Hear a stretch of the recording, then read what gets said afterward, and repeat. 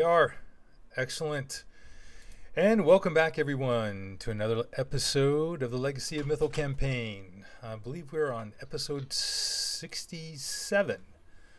We're getting up there. So a quick synopsis recap for last week. The heroes basically ignored the Ifriti and went and found the body of the Iskander and retrieved the blue dragon mask and did a little exploration of the rest of the dungeon and then left, finding the path out of the maze to be much more straightforward and simple than going in. They emerged from the maze to see two blue dragons attacking the village. One of them they recognized as Lenathan, the blue dragon that they had driven off in the initial attack against Greenest, and Lenathan's father, an ancient blue dragon by the name of Lishivanth. It was a difficult battle. They took Lenathan down, and then the father viciously threw spells, attacked, and in a few rounds brought down Smock. Smock fell to the ground and within moments breathed his last breath. But the dragon was unable to fly away before it was brought down by arrows from Hef. And in the aftermath, Luna took the body of Zem back to Waterdeep to look to find someone who could resurrect him. So 2 hours after arriving back, and after Melanor Fellbranch and Ramalia Haventree were contacted, after Alamir had teleported the rest of the group to the Safe Haven Inn and met back up with Luna, and after Zimsta's body was transported to the Tower of Luck, the temple to Tymora, the goddess of luck, a ritual of resurrection was in process. The high priestess of Tymora, actually, I've got pictures here that we can share. So there is, okay, how come that's not sharing? Share, show. There we go. So that's the Temple of Luck. And High Priestess Laeldra Havenblood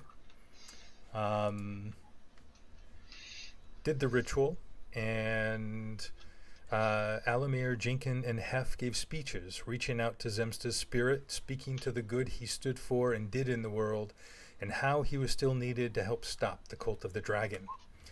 It took a long while, but eventually life returned to Zem's body, and his eyes opened. And that's where we pick back up, as Zem comes back to life in the temple.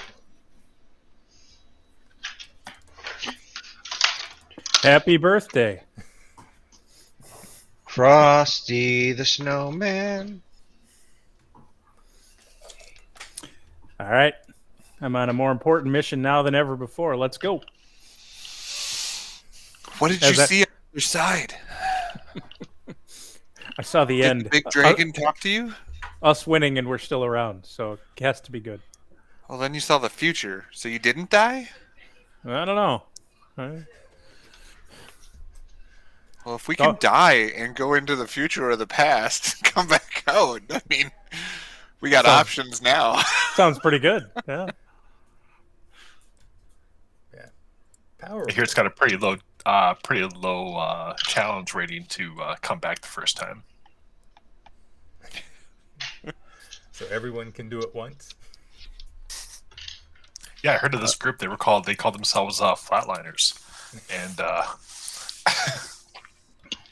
I hear we could probably remake that whole situation and try to try it ourselves. That sounds like a great name for our next team when we're in hell. Okay. So what's the role there, Tom? What role? Are we bringing him back to life or what? Oh, you already Yeah. did that. We did that end of last time. I don't remember that. Yep. And so, Remember, we didn't want to leave it as a cliffhanger because I said that would have been the perfect cliffhanger. mhm. Oh, okay. No, I was sleeping. No, so no, and actually, and Zem needed a 5 or better to come Oh, back. that's right. And he rolled a 5. Roll 5. Yep. All right. So you're back. Back in Waterdeep. You're all up here in the upper left, where the temple of in Seaward District, where the temple is. What would you like to do now? And Ramalia and Melanor Fellbranch are both here as well. What time of day is it? It is. That's a good question. It's Because we around. didn't really have a short rest or a long rest, so during the adventure. So Everyone except for Zem would have gotten a short rest. okay, well then we need a long rest. Yeah, I'm exhausted. I That's would why I think didn't so. participate, and I stood outside when you guys rest Mr. Zem. So let's go to sleep, man. 2 dragons, all the other crap we did. It's time to sleep. So Ramalia is very understanding and says, "Yes, you should all gain a good evening's respite and come see me in the morning, right after breakfast, if you could." Sounds good. You don't want to meet us for breakfast? I mean, we'll have breakfast with you, and we can chat while we eat. That sounds She's- marvelous. So I shall be there. Excellent. We'll see you in the morning. And with that, you all head back to the Safe Haven Inn. It's only taken me like 35 episodes to remember that off the top of my head. Repetition. Yeah, repetition. And you get a nice meal, and immediately, and you can take a nice long rest. Everyone can get a long rest. If we could only just get along. All right. So you wake up the next morning. It is, what are we up to? We're up to the 10th of Elaine, the fading. So it's getting, so it's basically the beginning of spring. So you're in spring now. It's another, let's see. Just want everybody to know that I finally hit the triple digits. Oh, nice. For hit points? Nope. So it's yep. So the weather, it's windy when you get up, but it's a nice clear day. It's probably around low to mid 60s when you get up in the morning. Little brisk outside. It'll probably get up to around 70 Fahrenheit today. So it's still not too. It's actually, weather's pretty perfect this time of year. And as you all meet and sit down for breakfast, Ramalia shows up. She's not dressed up today. She is she's actually wearing like Is in traveling sweatpants clothes. and a hoodie. Yeah, traveling clothes. Like it looks like an adventure on the road. Little incognito. She comes in and sits down. Well, you all look much better today. Zem, especially you. Feeling much better, thank you. Just try not to make a habit of that. That is not. He's feeling a something- little more alive.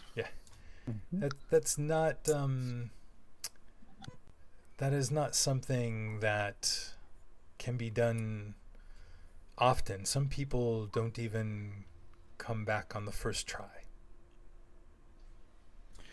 I understand, and I thank Bahamut every day. Or I should say, I thank Bahamut today that this did take place. So, yes, I'm appreciative of everything.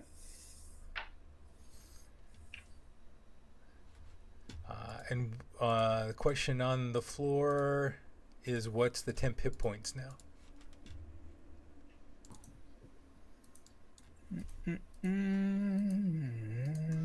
Zim just missed us. That's why he came back. 2010 temp hit points, right?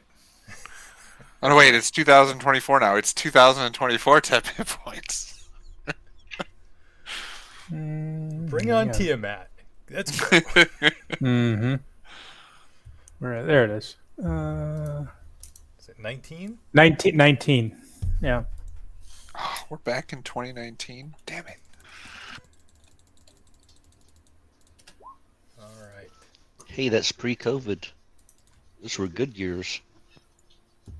19 is when COVID happened. Were they? Really? Were they good years? Well, the start of it was January, and then it went down. You're right. All right. So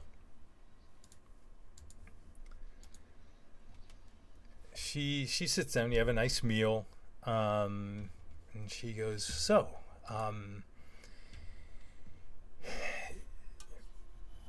what can you tell me about your?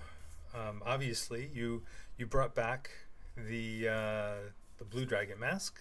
Thank you so much. I have some news about that. We'll save that for later. What else can you tell me about what happened at Xanthal's tower?"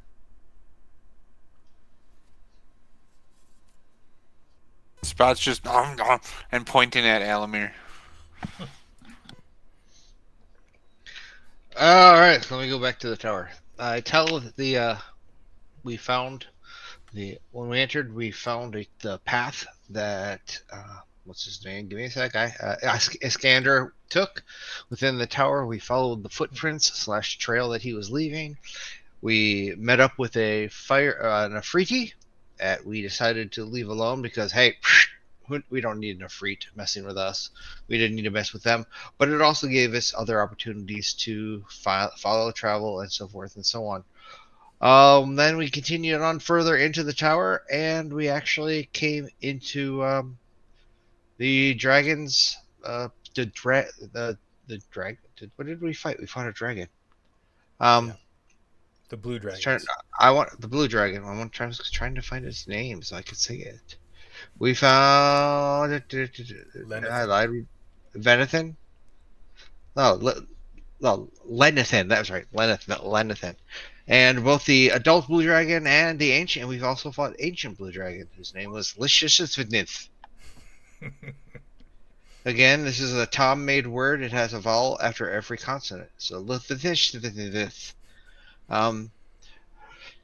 Easily taking out the adult blue dragon, which took no trouble whatsoever. In fact, I pull out the head and go trophies. We also tell that we ousted the ancient blue dragon, and that we actually have Iskander's body, which we've turned in to you. Yes. It's a giant head. You just pulled it out in the middle of breakfast? Yes, I did. Showed a little eye itch and went, yeah, look at it, and then put it back in. Oh, I'm done eating. More for me. Actually, tonight he's going to be serving blue dragon frittata or something. And our big, as of course, the main reason we were there was to get the mask. So we found the mask and the person, and got rid of a couple blue dragons at the same time. The rest of them, not me, but the rest of them figured out the maze by passing different how they got the gemstones, and after collecting all the 1, 2, 3, 4, 5 different gemstones, putting them in their places, giving us the ability to get into the tower and get up to the dragons and find the blue dude, who's actually really blue by then. She's very very interested in the maze and how you get in and stuff, and she goes, that is good information to know, for so we can send other agents there and maybe try to recover Even more. use of the tower for ourselves, and maybe uncover some of the mysteries and the magics that Xanthal created during his heyday. And that's all I got. I got no more. Very good. Well, I so where we are? Nope, that's not it. That was not it. Here we go. Here. Well, the normal things I can tell you. Well, the King Melindrock and many, everyone, all members of the Alliance have agreed to help at this point due to your efforts. You all have done fantastic job accomplishing your missions, bringing people over to our side, so to speak, or being at least getting them to the point where they're willing to part with valuable resources that many of them in the beginning were only willing to deploy at home to protect their local cities and lands. Many of them aren't happy with putting a dragon in charge of the combined forces, but the knowledge of General Toth's proven strategic and tactical brilliance overcame the varied levels of reluctance. The Drakhorn has built up a level of unease among the chromatic dragons of Western Faerun, and we believe we are now at a level of aggravation, anger, such that another dragon rage has officially begun. Dragons are raging and attacking all over the map, and many are flying non-stop for the Well of Dragons. The horn blasts have been deciphered as much as we believe is possible, and it's clear that there is a magical effect specifically targeting the offspring of Tiamat.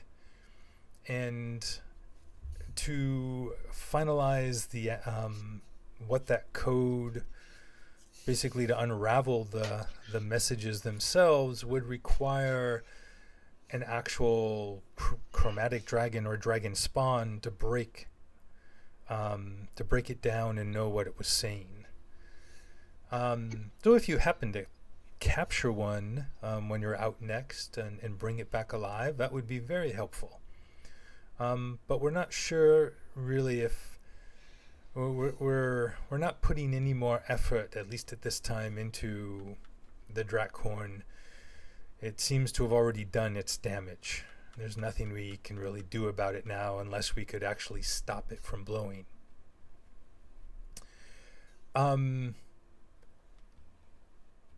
As far as the ritual, Alamir's report, when it was relayed to the council, triggered a connection in Nair's mind, and she hypothesized that the temple must be part of the ritual. When in report, I mean, Alamir, when you talked about seeing the Temple of Tiamat when you were abducted by Junlok. Nair believes that the temple must be part of the ritual, that would be the perfect way to make the connection between the two planes. That, along with the weaves of magic between the planes book provided by Eleuthera, greatly helped in the research and has brought the team very close to a viable estimation of how long it will take to finish the ritual and how it might be stopped. So they are estimating that the Temple of Tiamat would be brought into the prime material plane there in the Well of Dragons in the next 3 to 7 days. Once it appears, the final ritual will commence and will take approximately 4 to 8 hours, depending on the number of living souls being sacrificed. It is likely the guardian Mythal is only being used to transfer the temple to this world and would not play a critical role in the final ritual. And finally, there will likely be 6 key ritual leaders, 1 in each of the 5 chapels, and stopping any of them will reduce the odds of the ritual's full success. It's believed that stopping whoever is conducting the ritual in the center spire could end the ritual completely and prevent her transference into this world. And of course, preventing more sacrifices should delay the ritual.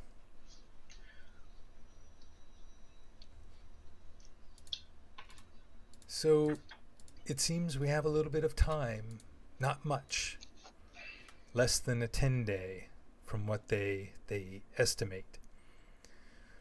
So we are hoping that within the next, we're hoping that of the 3 to 7 day time frame, that we'll have at least half of that, at least the average. So say 5 days.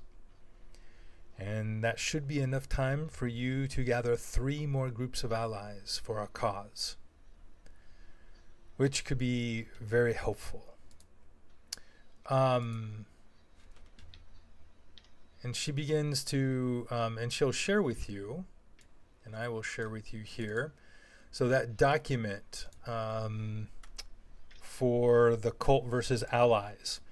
So there's been a huge influx. And she tells you that the huge influx of forces for the cult has been coming in such large numbers. General Toth has just there's been no fights or conflicts, just letting them get to the Well of Dragons.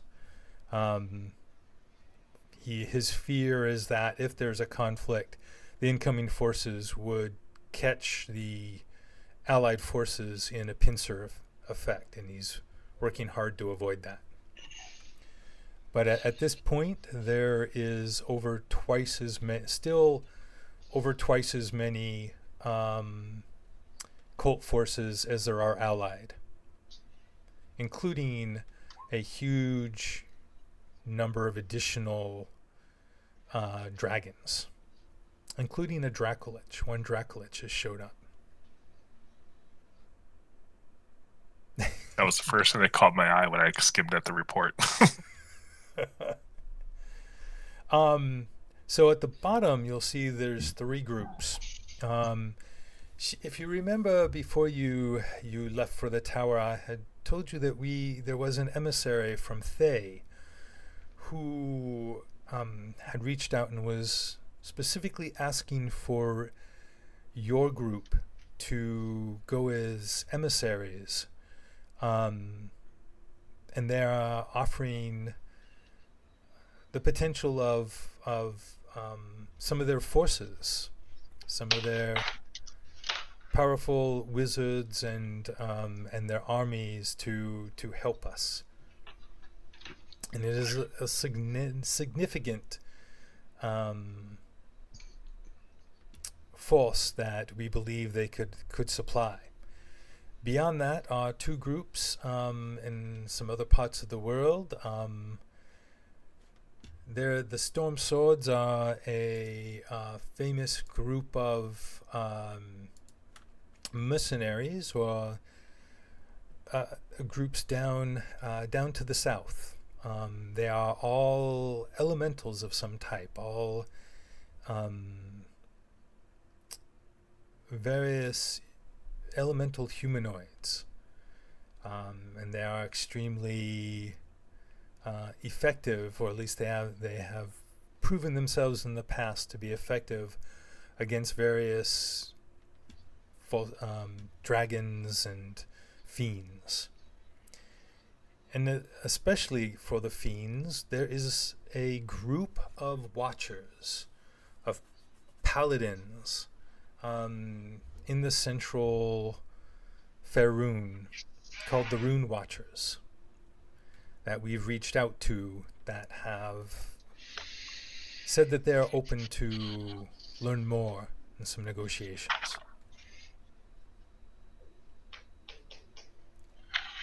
we are hoping that perhaps if we can get all three of these, there is unique. Of course, there's the magic of the Red Wizards to help battle the magic of the wizards, further battle the magic that the cult has, and especially with the Thayan Resurrection and that group of Red Wizards. And these Storm Swords and Rune Watchers help us tackle some of the more volatile and dangerous groups of the protecting the Well of Dragons. Which one of these would it be? It's not the Zentarum. Which one of these is the Luskan Tower, or who do they fall under? That's the Arcane Brotherhood. The Arcane Brotherhood. Okay, all right. I was wondering if they were on there. That's why I was wondering. Okay. Yep.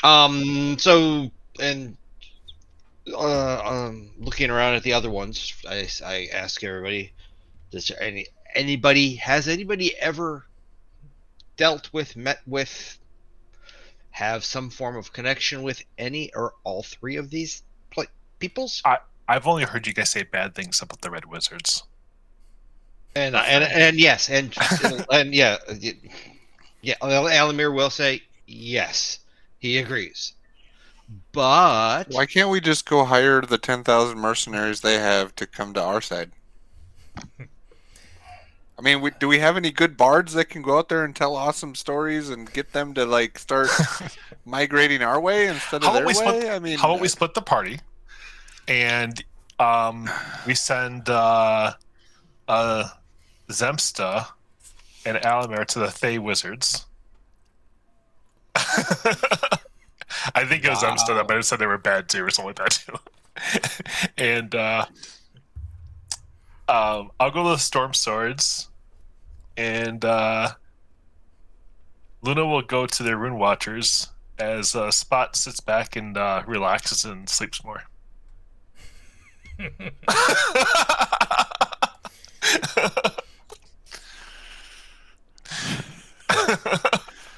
Spot ain't gonna fight you on that one. I do have a question actually. How would I should say one of the ancient dragons, or what's the most powerful thing we have in our arsenal as a one particular person or being? The dragons. That would the archmages and the dragons. Single most powerful would most well, it's one of, you have two things Ramalia. Actually. That's fine too. Storm Silverhand, who's leading the Lord's Alliance out of Cormyr. She is Storm Silverhand is one of the Seven Sisters. I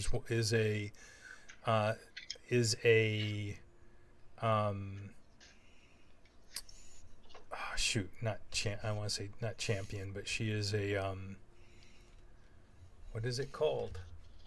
I don't know. You tell us. She's like a champion of the god Mystra. Okay. So I'm asking this question because would that person, do you believe, in your recollection, would that person be willing to chill out and basically let me sculpt image them for, say, I don't know, about 10 hours? How many hours? I got double check the hours. 12 hours. Would they stick around? They don't have to be right next to me, They just have to be in the general kind of the area. Would they let me sculpt an image of them, and maybe take some, fingernail clippings and some hair or whatever, and build? Basically, I'm asking if I could basically build a construct of them. Mm.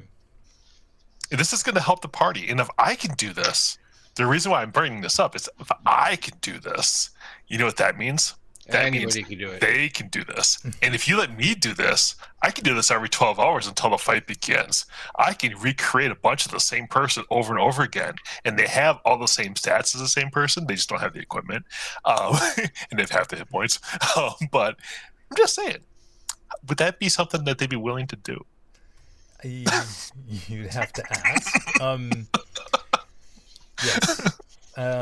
You're persuasive enough to get him to like you.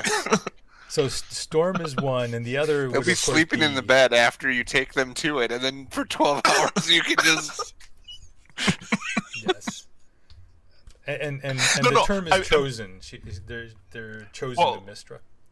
Yeah, what I'm really asking though is it something that you are considered even a willing thing to do, or is that kind of something you're like, okay, we're gonna get into too much junk here, and this is gonna muddy things up too much? And I'm cool with either answer. I really am. Well, isn't it? What kind of materials does Simulacrum take? It takes the same material as the bunch of material I got for Force Cage, which was the ruby powder, the ruby stuff. That in this particular case, it's snow and ice. I'm just asking if it's something that even that you think this would even be a thing, or this is something we should just like ignore and just kind of move on. And that's cool either way.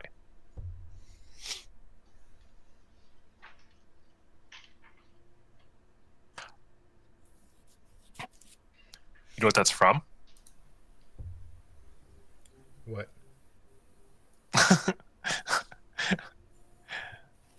So just never mind. Doesn't matter. Anyways, that's just a question. Like I said, completely ignore it or don't. This was a illusion spell. I think it might have been something you put in there. I don't even know off the top of my head. But is it something that's possible? And if it's not, and you want to kind of disregard it, that's fine. I'm fine.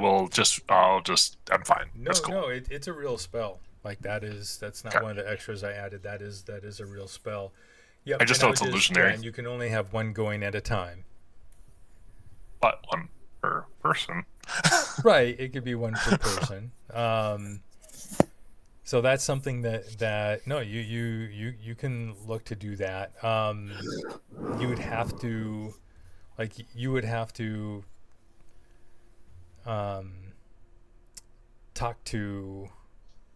go and talk to Storm and ask her directly.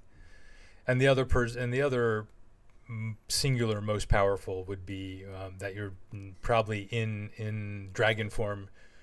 You're probably not going to make a dragon out of snow and ice. That's huge. Well, it does take 12 hours. Yeah, I just need 12 hours, and all I need, honestly, in that case, is decanter of endless water, so we can get a lot of snow.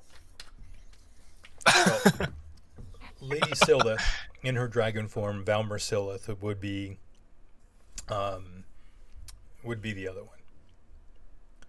The most powerful dragon on the Alliance side. So, no, Ramalia thinks it's a great idea. And certainly there are other mages, including Storm herself. She is a powerful wizard. And she should be able to do that too. So you get 4 or 5 of y'all working together. You can pop out 5 or 6 every 12 hours. So that is a really good idea. So she will. She says, "I know that such things are always within the repertoire of powerful wizards, and that is something that I will put forth as a specific tactical advantage that we should work on and see what the front line says." And of course, I know some people would be very unliking, even if it's a construct and doesn't exactly look like them, so they don't have to worry about somebody taking over their image or nothing. But I know people can get like that, so if they wanted it to be dismissed, obviously it can be gone at some point. Obviously, we're just using it for a tool, and we don't want to, it to turn into something that's grotesque or, other nefarious, things. Of course. However, How long do they last? Until dispelled. until dispelled. So basically forever. He's gonna have a closet full of these. I Well, was he only thinking, can what about? control No, one at a I was time. just wondering, like, how many are in his closet already of us? He's been around us for more than 12 hours. None. Yeah, Because Thank if I'm God. going to go for it, I'm going to do like Ramalia. I'm going to do, somebody else. Exactly. You still have a closet. How many's in it? Wondered why he was cutting my hair at night. I was wondering about that. That's why you went bald.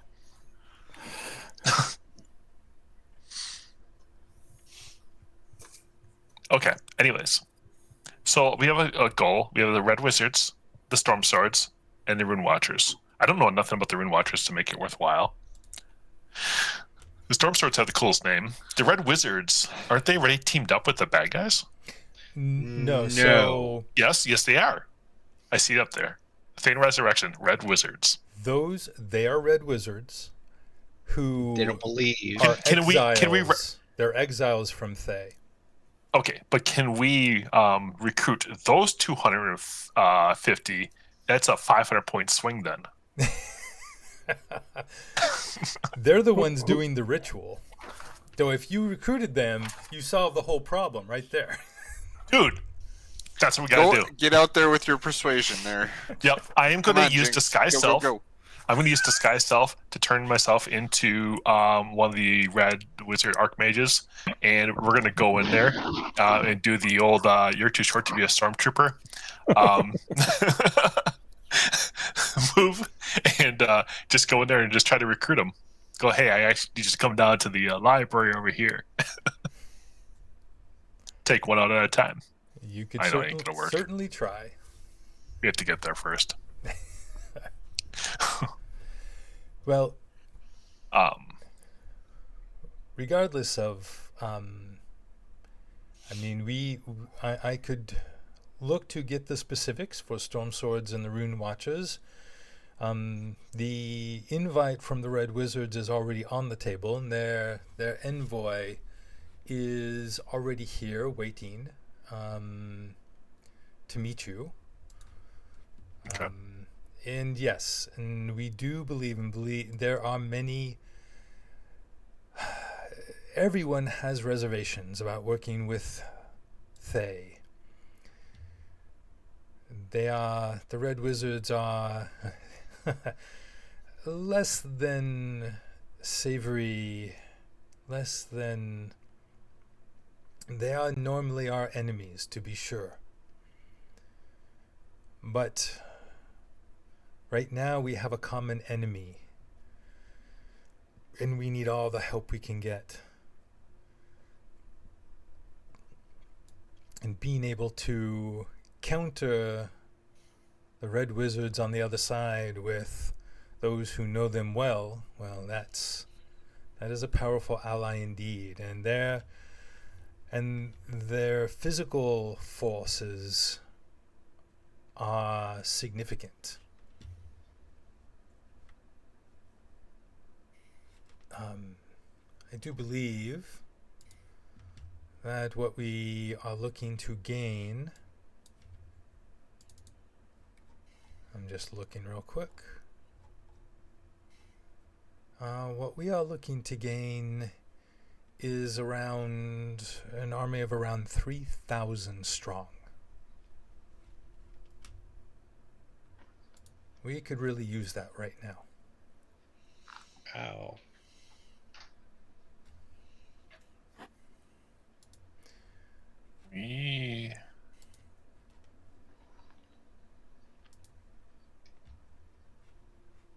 Again, I guess which location's the closest or the easiest to get to?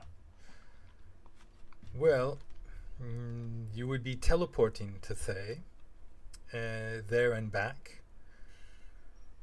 So that is, distance is not an issue there. The other And how does two are a little more problematic. You're looking at one of them is down in the deserts north of Kalimshan, northwest of Kalimshan, or northeast, and the other is on the far side south of the Sea of Stars.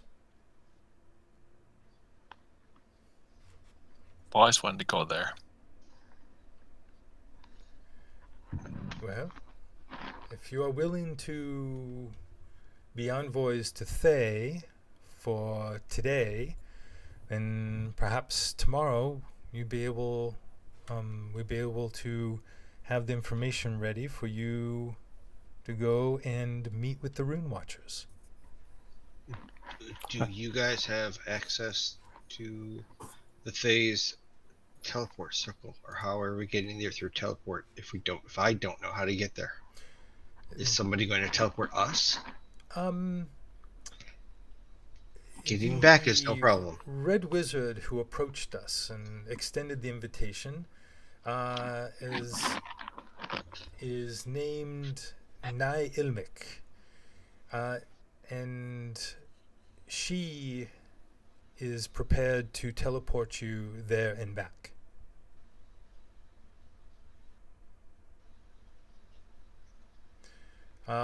I can tell you that this is not a decision we made lightly, to even share the request with you and ask if you would go. We, using Zone of Truth and other magics, did a lot of questioning of Nailmik and made sure that what she was saying was true, that their intentions were forthright, and that there was no deception or trickery involved. And to the best of what we can determine, it is true, and what they are offering is in their best interest as well. This is a common enemy for us. The cult, almost the better part of a century ago, were having war skirmishes. They were basically at war with the border of Thay and interrupted a lot of Thayan commerce and magical research, and did a lot of damage that has not been forgotten by many of the long-lived members of the Thayan magocracy. Is there anything that, I'm sure Alamir has read up on them, is there anything left that they can provide to us, such as customs, speech, how the talk, anything that would help us make this move smoother, or anything like that? Or would he already know all that? I don't think you would necessarily I don't know know. all that. I'd know where to find it. Yep, but she goes, of course, that is good. We have someone prepared, someone who knows a lot. So someone who has been there, who has who has done a good amount of research. So we're not the only ones going. We're bringing somebody with us. No, somebody to help coach you. Okay. Okay, I thought, where did he go? Mm-hmm. I had him here, and now I can't find him. Our organization keeps close tabs on Thay for obvious reasons. One of the countries that we spend a lot of resources on trying to find out as much as we can and watch the developments. So, not that. This. So if you want to relax a little longer, within the half hour, I will send this send your teacher to come converse with you. Okay.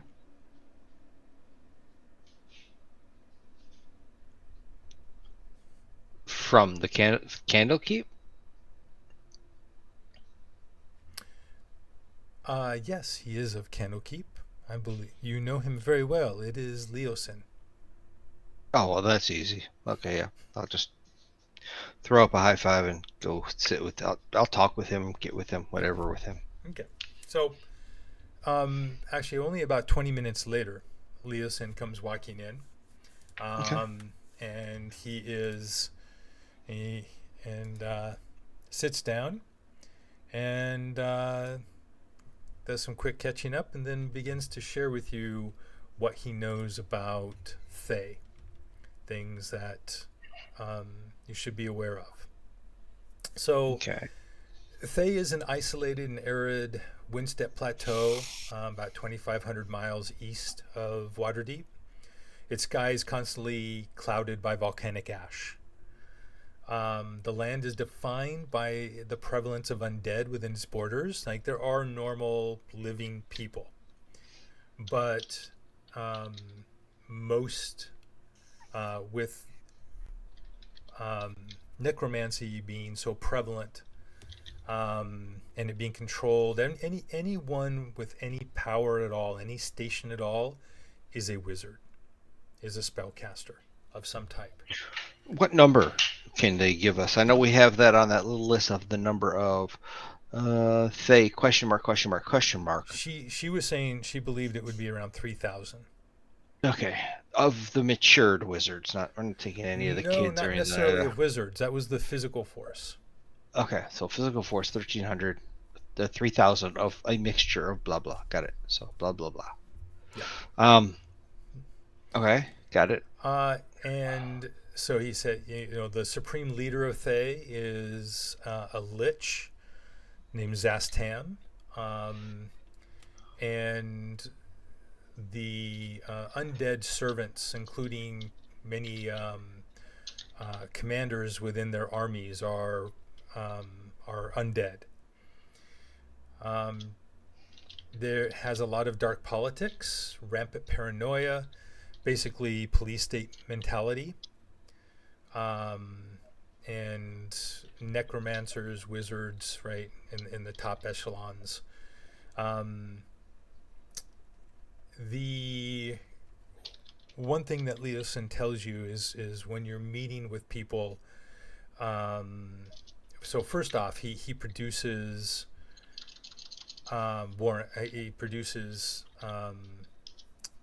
papers for each of you, and they are warrants.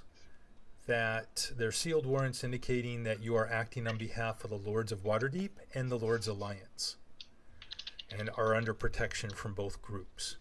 He tells you that while such warrants are no guarantee of safety within Thay, they should help you in terms of official introductions and process. He advises you to address anyone of importance deferentially and by title, never by name only.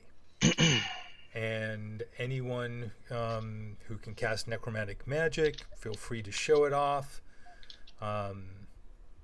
It's not a problem there. And also, he says the reason that they tells you that they tried to set up this meeting somewhere other than in Thay, but we're told that the person that you're meeting with, who is a Tharkion being the equivalent of regional mayor in Thay. They were told that this Tharkion, Iseldra Yeth, is too busy to leave her keep, and you must meet her there. Okay, so one more time. We're meeting the mayor, and that mayor's name is. It is here. It is. Okay, there we go. Tharkion Iseldra Yeth. Got it. Okay. Thank you. And the person who's taking you there again is Nye Ilmik.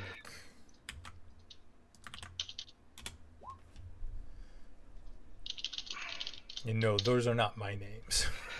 Yeah. And you said And this is mayor of what city or what area? She's a regional mayor of basically the whole region of lands on the western edge of Thay. Okay, thank you. Yeah. And do we have a where we're meeting this Nye Ilmik? In fact, well, he's in Waterdeep. She is in Waterdeep. Excuse me. So she will be traveling with us then. She will teleport you there.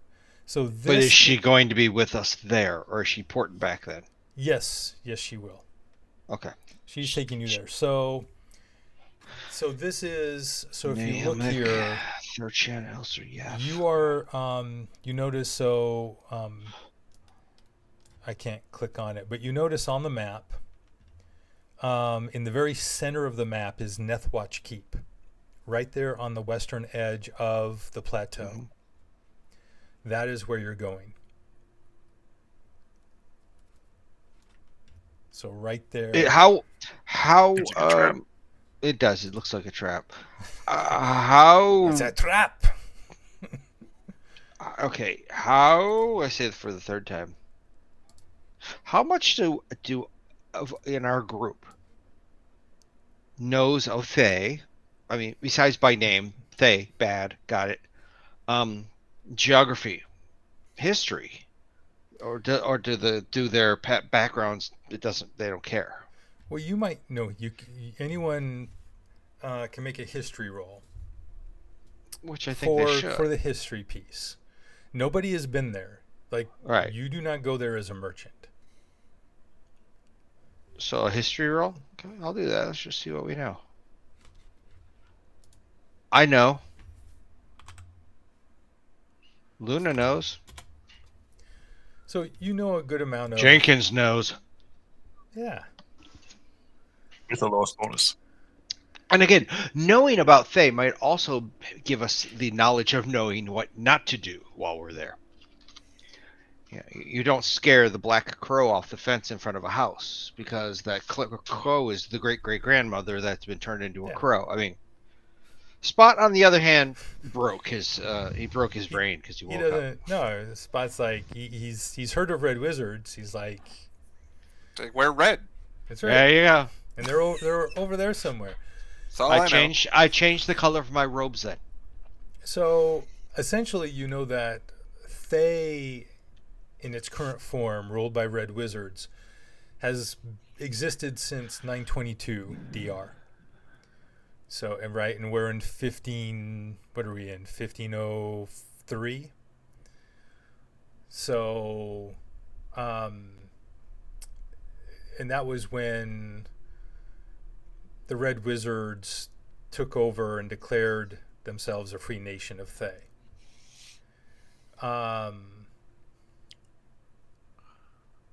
And they quickly grew in power. Mainly because they are a vast slave-driven economy. and nobody questions them. Nobody, like, they control everything.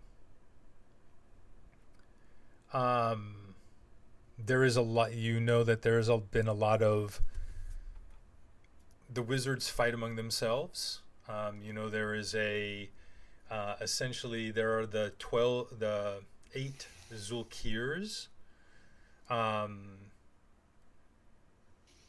One of them being actually Zastam is the Zulkir, being like, if this was like schools of magic, the Zulkirs would be the headmasters, but they are the heads of their individual magic schools. All the schools, the 8 schools of magic, from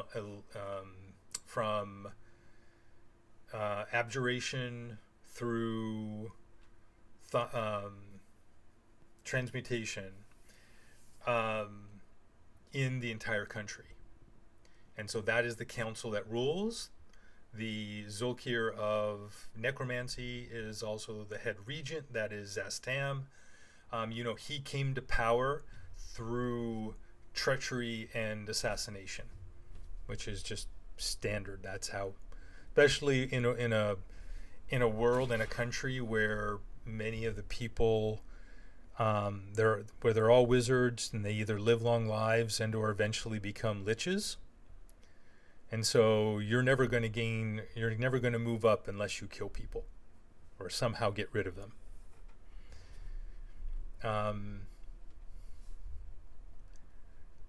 And that's basically been, there's been lots of different wars over the years. The most recent one was between between the Zulkirs of evocation and conjuration, look to conquer a part of Thay for themselves, and worked with the Grand Sultan Marak of the Afridi within the city of Brass. They attacked, various parts of the local Sea of Fallen Stars, and took some of it over. So and there's always a civil war going on inside of some type. So a lot more than that, but with a 20 and 22, Alamir and Jinkin know more than that, but not anything that's worthwhile. So from Nathwatch Keep at our arrival, where are we going to? The Citadel? No, Where you're are going we? to Nethwatch Keep. That's where she I know. is. I know that's where. So our contact is taking us to the Nathwatch Keep, which is where she is. We don't have to travel in Thay. Leoson's not point. sure. Leoson At isn't this sure. point. Okay. Although I guess they did. Tell you what, Leoson does know, and will tell you. You cannot teleport into Thay. There is a 6-mile area around the keep that prevents teleportation. So you're going to have to teleport to the border to one of the outposts, and then walk through, and then walk around and up to the keep. It's a short trip. It's it'll take you a couple hours. It's the fastest thing we got, though. Yeah. All right. Alamir has the information he needs as far as what we need to do. Everybody take their long rest, and it is the morning still. This hasn't taken another day to get prepped. No, Leoson is prepared to take you to meet Nailmik whenever you're ready. Alamir looks around. Is everybody ready? I'm ready. One quick question, by the way. When we were in the our last adventure, did any more time than 1 day pass? No, it did not. Okay, good. And the answer to your question earlier, Luna, is yes, you'll real quick, like there's a place you can just run out right here in one of the places here. Yes. Um, I just figured that'd be a play. Just let you know Yeah. that's Roll 2d4 for me. See what they have in stock. okay. And Jinkin, I'll do some research and get back to you on your question.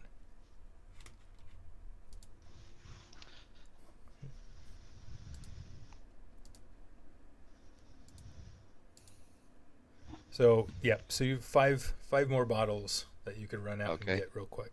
That replaces 5 of the 8 we used. We used all 8 on the blood, or did y'all use all 8 on the blood? I'm guessing. No, it was No, we only got 6, was it? it's like 5.5 or something. Okay. Yeah. So we'll say 6. So I'm only down 1 bottle, so I'm down to 7 bottles. I can live with that. Cool. All right. So you walk back up to back into the castle ward. Leosin takes you to one of the to an inn. It is a kind of a private establishment for upper echelon, for nobles and the like, and takes you to one of the private rooms upstairs and introduces you. The door opens, and you are met by a pale-skinned red wizard,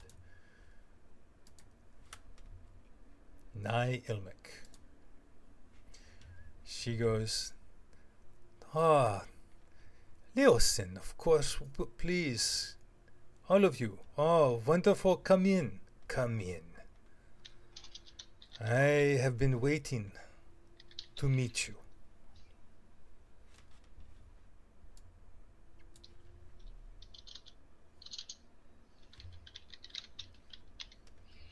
And everybody, do you walk in? You I respond? go. Yeah, I check on her markings and everything. Now, does our contact have a preface, or is she just Wizard Nay Ilmich? Oh, A moniker. you were introduced to her as just her name, Naomi. Okay, then I will introduce myself and say I'm glad that we can work together so that we can take down Tiamat and his cult. Yes, of course.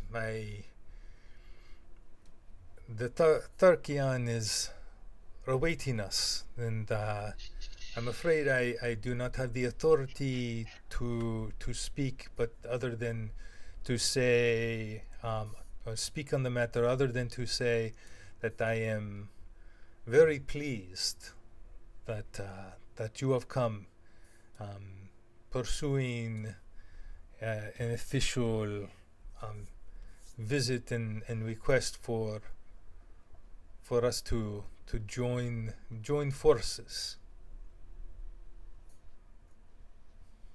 Shake my head.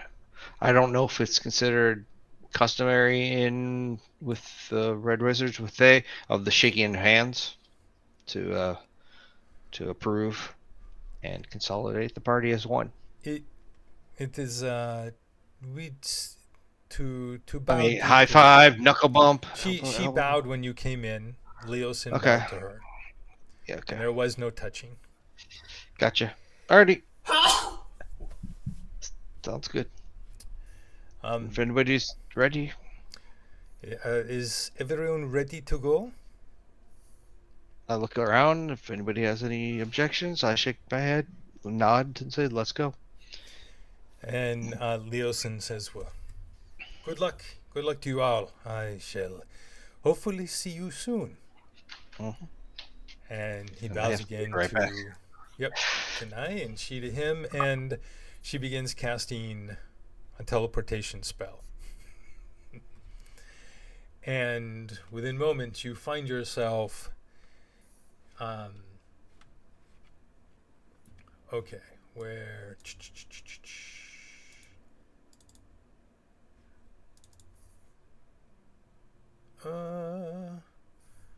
Okay. One sec here. Where did this go? I thought I had.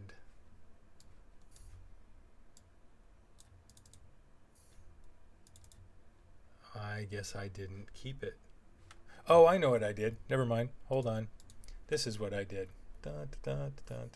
All. So this is essentially what Thay looks like when you reach there.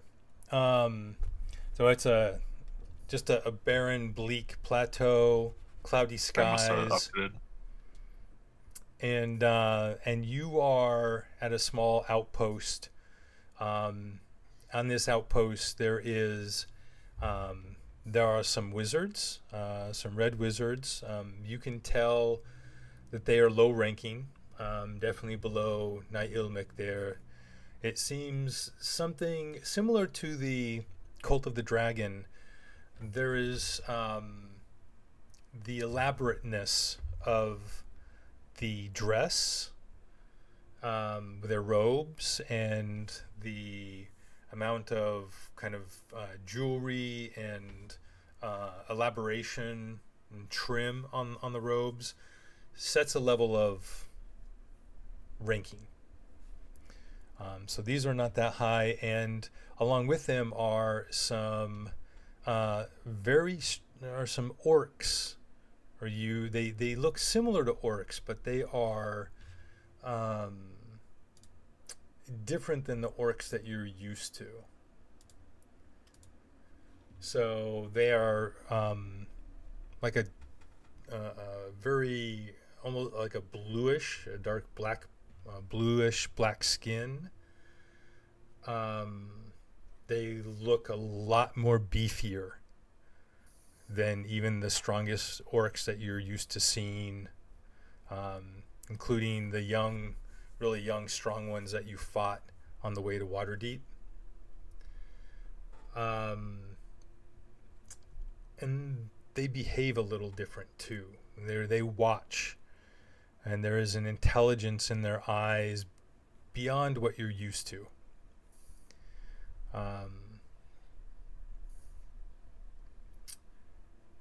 Zemsta, you know enough about the Red Wizards in terms of their military might from your training and research and knowledge to know that these are Aurochs, not just normal orcs. Okay, so I do share that in the party channel, just to say these are special, and they're hyperactive orcs. So everybody knows. And then from there, Nye takes you. Whoop! I'm sorry. I apologize, everybody. I said this is what it looks like, and I didn't actually pull you over. There's a picture. How's that? My apologies. Black square. Oh, I always use a black square too. hold on. That's because it defaults to dynamic lighting. Dang it. All right, save. How's that? Does that look better? We can see a canyon. Awesome. Do I see any trees around? No, there are no trees. There's trees down in the bottom left. A few. There's some shrubbery, but not really trees. Definitely Nothing not of the trees. size I'd be looking for. Yeah, there's nothing here that you could use for your transportation. And then you begin heading down the road through canyons. Oh, why is this still? Hold on. Nothing ever. There we go. Save. There we go. And it is. You begin to travel.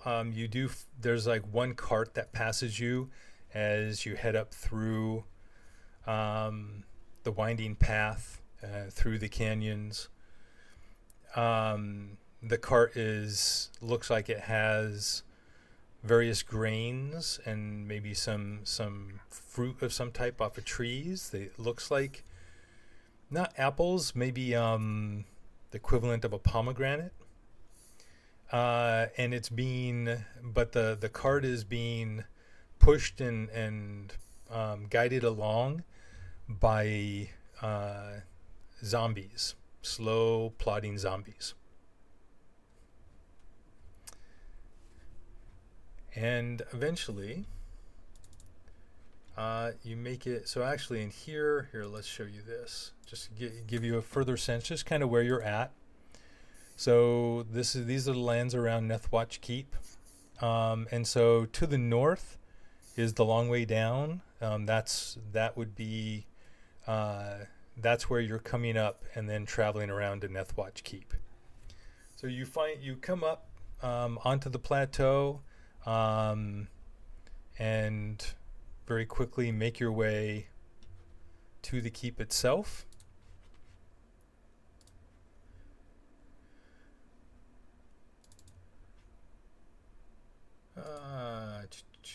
Show you some other things. How we forget? We forgot our mission just to free other slaves. Yeah, that's a new mission. And you make it to the keep. So,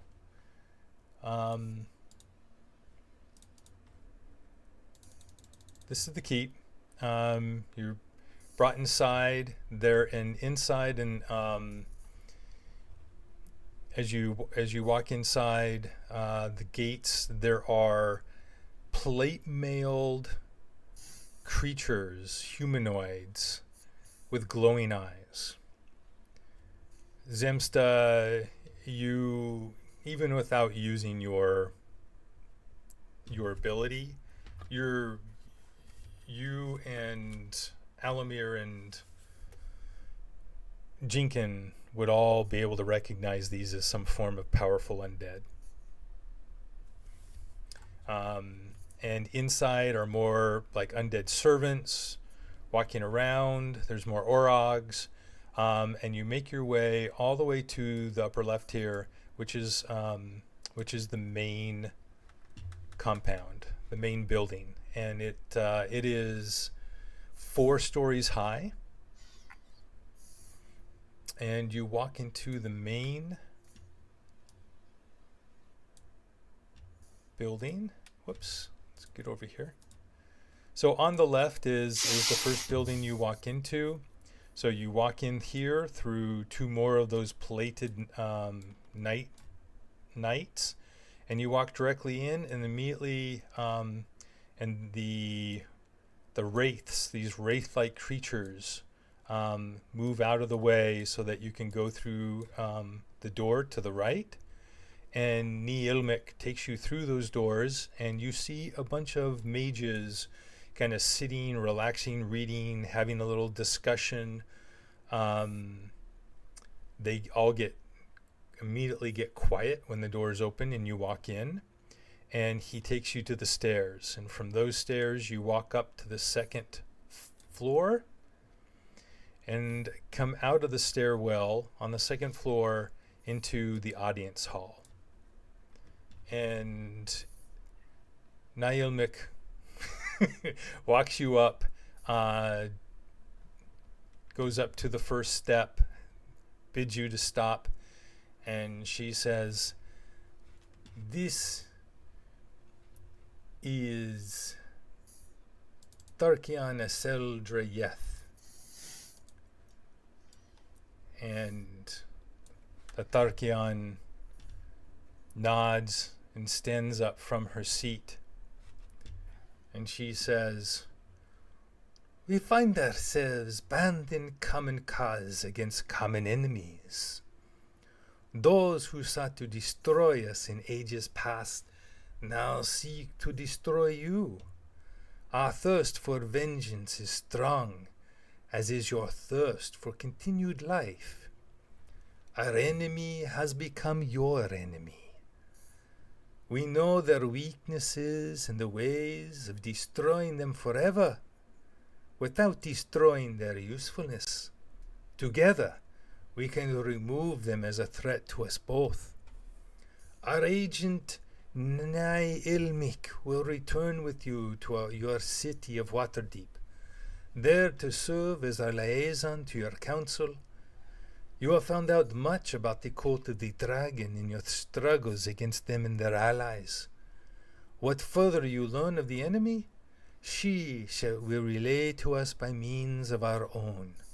You need only share the knowledge freely, and we will deal with them as is our custom. I am authorized by our eternal master Zastam to say these things, for I act in his name. And her head kind of half bows, waiting expectantly.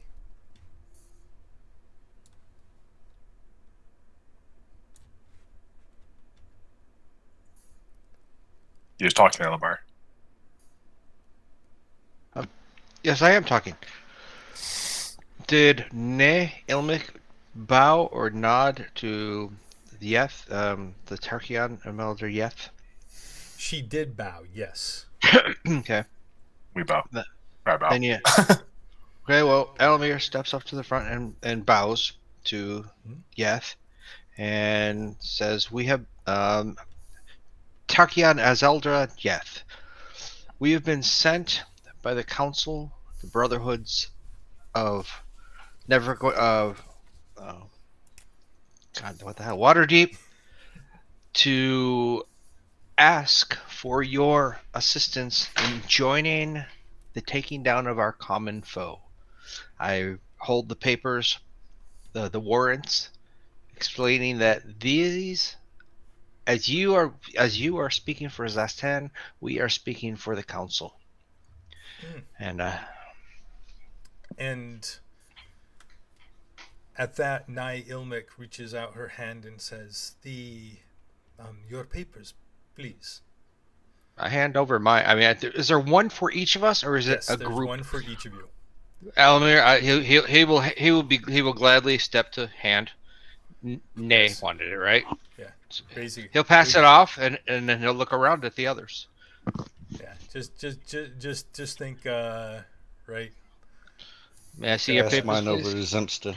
Alspas. Zemsta wants. And Zemsta needs to step. And so she'll take, and she takes the papers up to the Tharkian, and who looks him over very carefully, nods, hands them back, and they're handed back to you. So, and she looks right at Zemsta. Of course, come on, Zem, don't look away. and she says, "So, tell us what do you know of the plans of these Severin and the cult of the dragon?"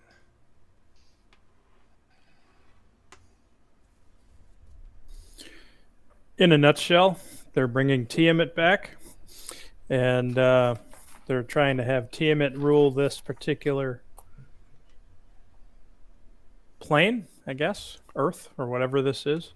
And they are seem to be heck bent on making that happen.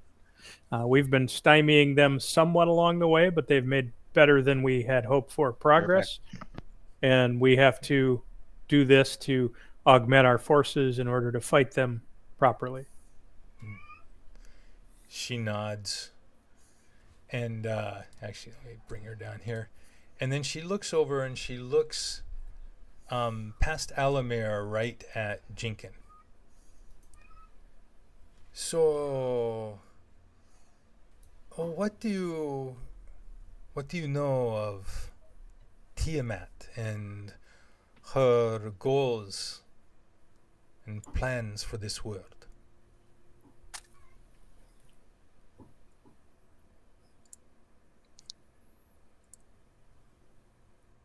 What do I? I'm gonna tell her everything I know. I mean, what do I all know? Make it a performance. Yeah. Yeah, I go like, through the whole dissertation of everything I know, and is it like C-3PO, like telling the story to the Ewoks? you know something. If I had the the water spell, I could do it because you can make little things happen and stuff like that. No, I would go through the whole dissertation, and no, I would not do like Ewoks. You don't have prestidigitation for little sparkles in front of you? You can actually do minor like hand illusions with prestidigitation too. Yeah.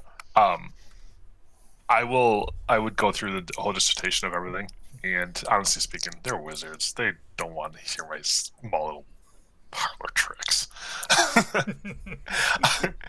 But I would go ahead and tell her everything. And there was something actually I wanted to ask her, and I forgot what it was.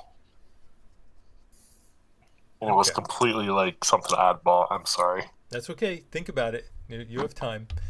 She nods when you're done, and then she turns her head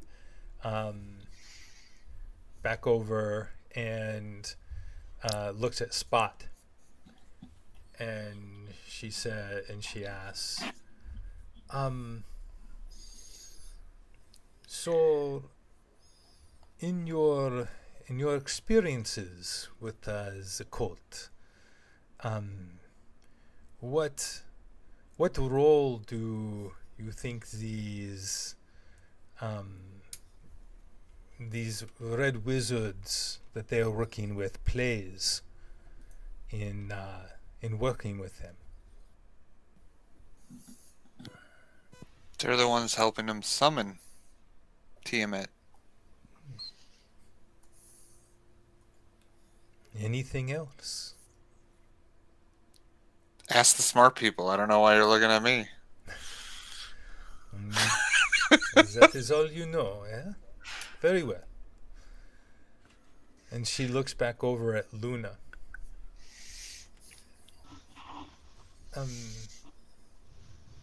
So what do you know of the cult's allies in the chromatic dragons? What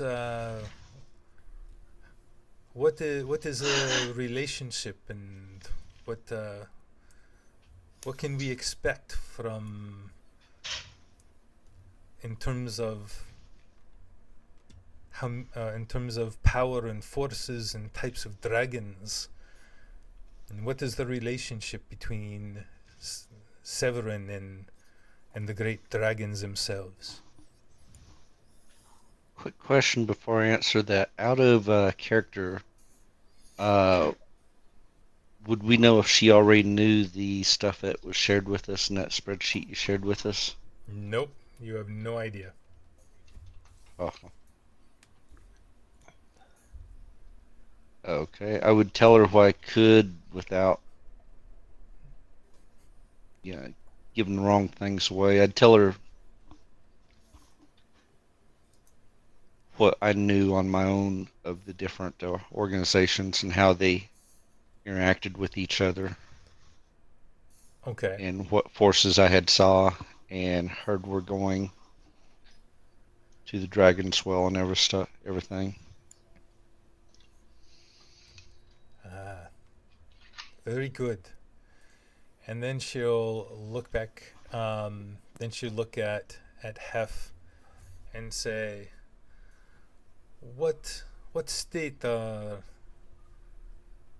the people of the lands in that have been raided by the cult? And what is their disposition and resolve at this point?" And Hef will relate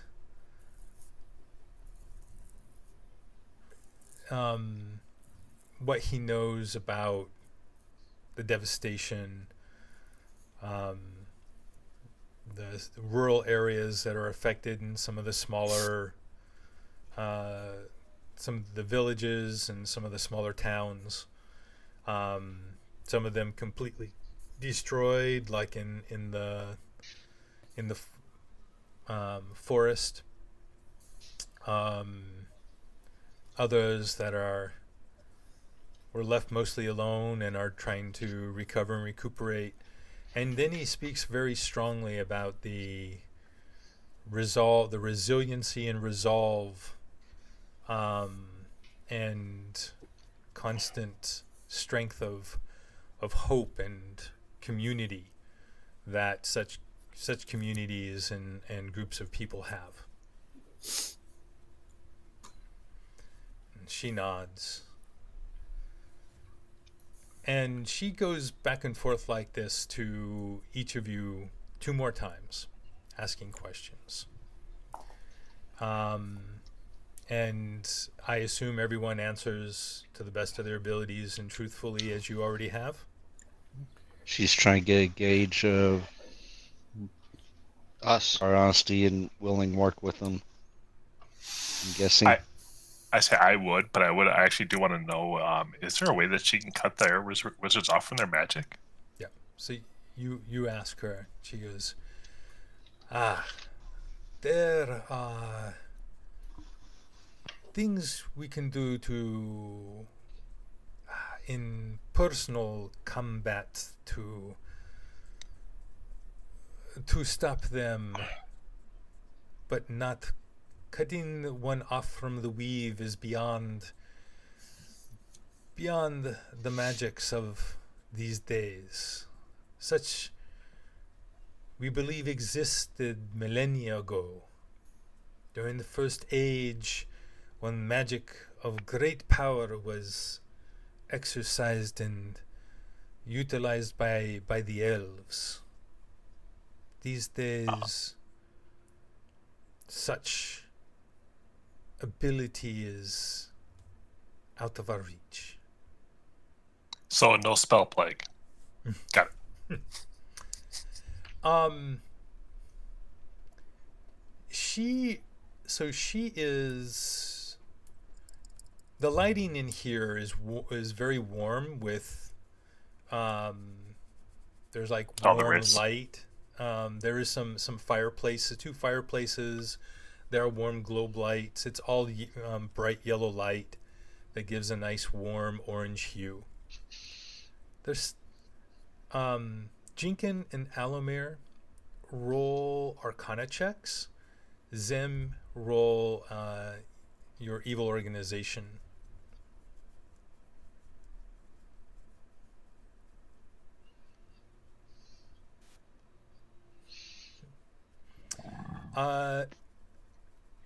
Zim, something just isn't quite right about her.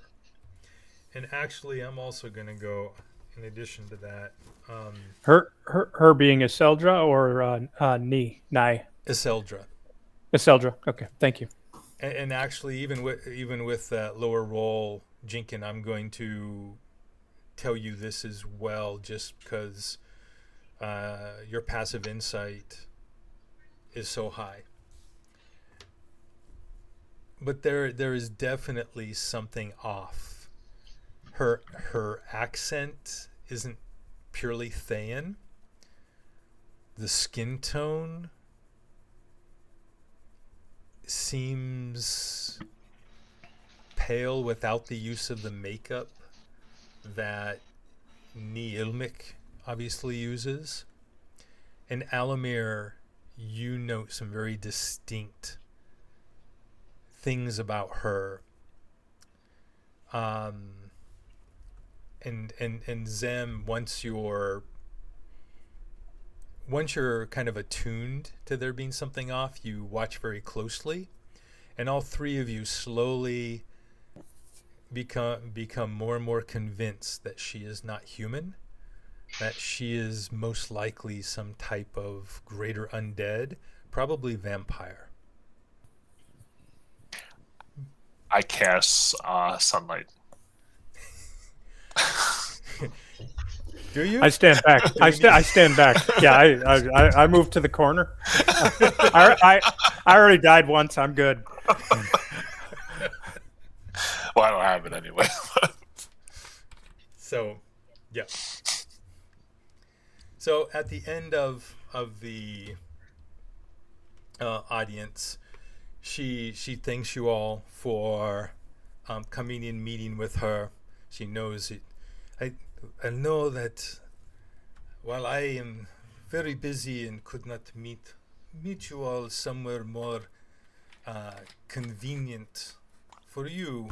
Alamir just cast a sunburst. I have it. Just joking. I'm also aware that you are all, of course, super busy as well, and greatly appreciate the time that you have taken to come and meet with me. Please, you have rooms waiting for you, and there is an evening meal, and you may rest here, and then Ni Ilmek will return you. I must meet with, consult with my superiors, and we'll have a determination for you in the morning. In the meantime, you are my guest. Please enjoy all that we have to offer here, and the rest, I am sure, given your experiences and what you have been going through, a good night's rest, a good meal of exotic foods could do you some good.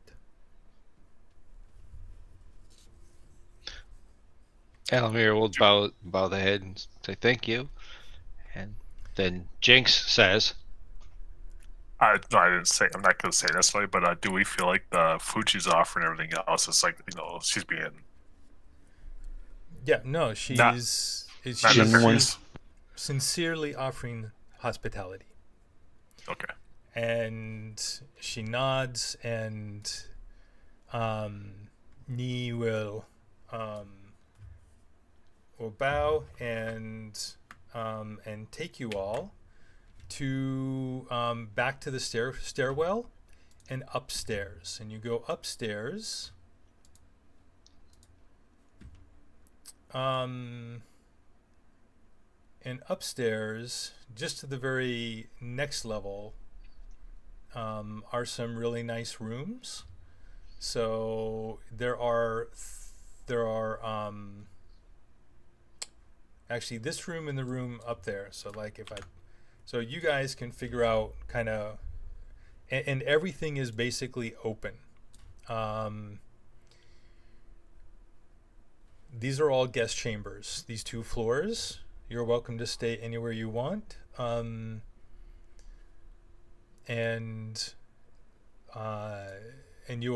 actually each of these floors, as you can see, actually has balconies that look down into the audience chamber, although only the one side can really see the other end. And now you're up here, you see that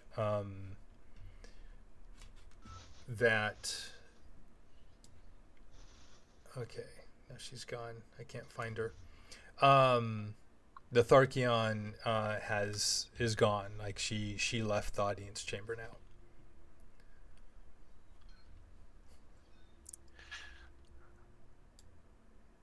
I think we're all gonna sleep on one floor. Probably be best. The 4th floor would probably has 6 bedrooms, or you can share at least 2 to a room, so we're always with somebody. I don't trust them. Well, I agree. we can sleep 2 to a room. So I'll do with Nier, Alamir, and whatever. I don't know how you guys want to do it. Alamir won't sleep, but we could also use a tiny hut if we wanted to. I was actually thinking that. Park ourselves right in the middle here with a tiny hut where we all can sleep protected. And That looks like a hole. That's a hole. That's not. Oh, I thought that was like this that. is a balcony. Okay. Yeah, that's a balcony looking down. Oh, I thought that was like the central place. Okay, then it doesn't matter. 10 by 10 room, corner room. here, wherever, and I can put the tiny hut So there. And we can all sleep. each floor, other than the third floor, below, the second floor, excuse me, that where the audience chamber is, each floor is about 12 feet tall, and plus another like 3 feet of filled with lattice work and cross vaults holding the ceiling Gotcha. up. The second floor is about 28 feet tall. It's a double height chamber. Okay. So you're looking at like 24, 28 plus 3, almost, what's that? 50, 31 foot. That's like a 50-foot drop or more Okay. down to there. So Well, I'm that's not not going to bad. put it there. Yeah. So if you're You know, all Mike, I going to can stay jump down there. in the one room, Nye will take this room over here.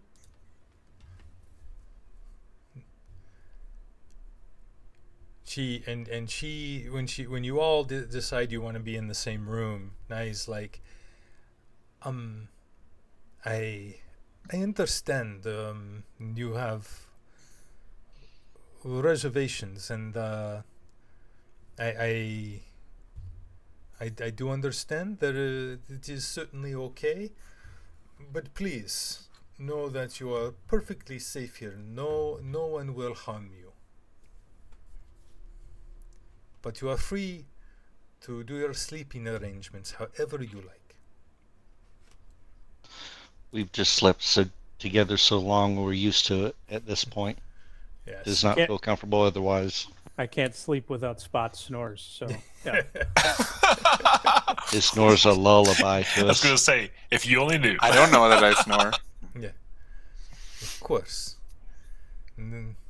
There is like the great story of the one big bed adventuring party, right? That was their great party cry. One big bed. One big bed. Okay. So, That would be cool if we could get one big magical flying bed. We could sleep while we travel. you are called to dinner, and actually at this point you like there would be some. Yeah, you would have gotten there. You could have been given snacks and stuff if you needed them when you got there. But dinner is a absolutely amazing affair, and it's just the 6 of you and Naomic, served by undead. Some mostly very well preserved. First time an zombies. eyeball pops out into the soup, I am not eating. Nope. They all look like they probably could have just died this morning for all as fresh as they look. Do any of them look familiar? Like we may have tangoed with them. No. Mom? Maybe. No, and they all look Thayan. They're all locals. They probably volunteered. And it is an amazing feast with delicacies from around the sea of stars that you maybe have had in the past, things you've heard of, exotic spicy fish dishes, various grains from the plains of the southeast of the sea, down where like the land of monsters and demons. I do not eat anything. You don't eat anything? No, I don't need to anymore, but that's beside the fact. I tried engorging myself at breakfast, and nothing tastes the same anymore. That's why, I don't need food or water. it doesn't taste right to me. It's not as satisfying as it used to be, so I just don't eat. Okay. But it's a great meal for everyone who wants to have some, whatever drinks you want. Incredible wines, brandies, whatever ales, whatever you are ask for. And then your and then you go back. You go up to your room, and you can go to sleep. So you're just all in the hut. Yeah. With alarm, basically, I'm going to leave a 10-foot square around the door. Okay. I'm going to put the alarm on this side of the door. So. Oh, I forgot to do this. Everybody needs to make a persuasion check, please, for the earlier conversation. Oh, okay. We could have stayed in the actual one of the other floors where it has the caskets. I was going to do that. I was going to stay in the room with caskets.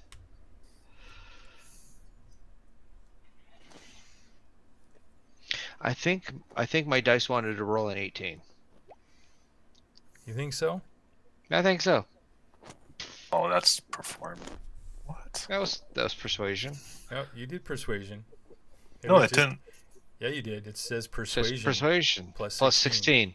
You just rolled a 4. Yeah, but the lowest I could score on it is a 10. So 26 would be the score, so something got broken. Uh-oh. Ah, yep. Something broke it. Yep, something broke. It worked before. Oh well. All right. Yeah, there's Spot Sim. Okay. Yeah, it totally broke. Huh. Interesting. It is. So, Alamir, Yeah. you do your 4 hours of Zoning out. yep of rumination and kind of come out of it, and your companions don't look like they're sleeping very comfortably. I'm on the chair. I'm comfy. So, Spot, I need you to roll a wisdom saving throw with disadvantage, please.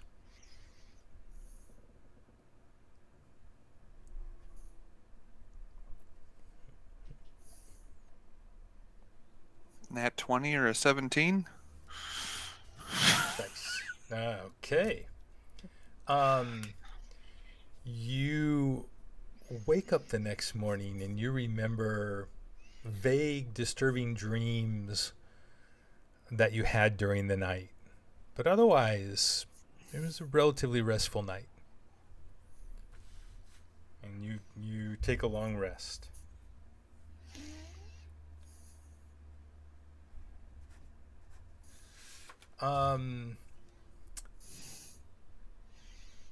So Zem. Oh, you could actually add the plus whatever from, Zem being close to me too. Don't forget that, guys. That's true. It's a +4. Is it a +3 or 4? 4 now. +4. So that puts me at a 30. If that makes a difference. At disadvantage. Yeah, that is. Now you're just now you're just showing off. Come on. I sleep well. What can I say? Kind of Like a envious. rock. Yeah, kind of envious of that. Okay, I need wisdom saves with disadvantage from Zem, Luna, and Jinx.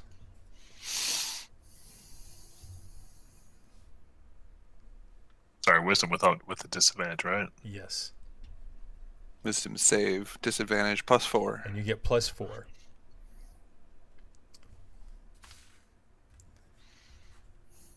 Nat 1. Come on, So Zem. 24, 31. Okay.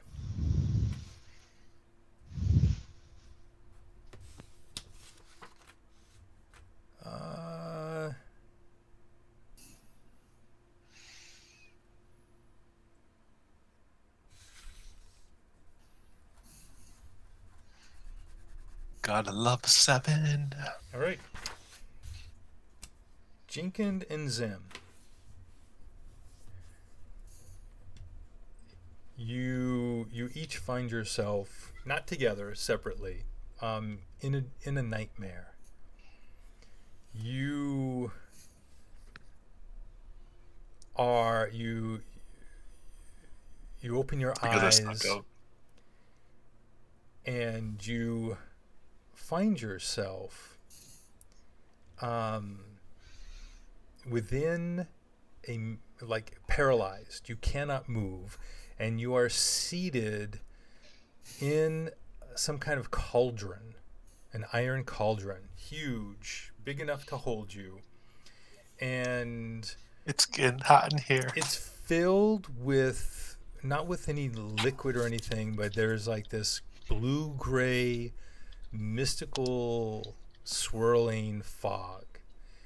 And there's something grabbing your wrists and ankles, and as something begins to slither up your back, you realize it's tentacles, cold, slimy tentacles, coming up from the bottom of the cauldrons, and holding you in place. Even if the paralysis wears off, these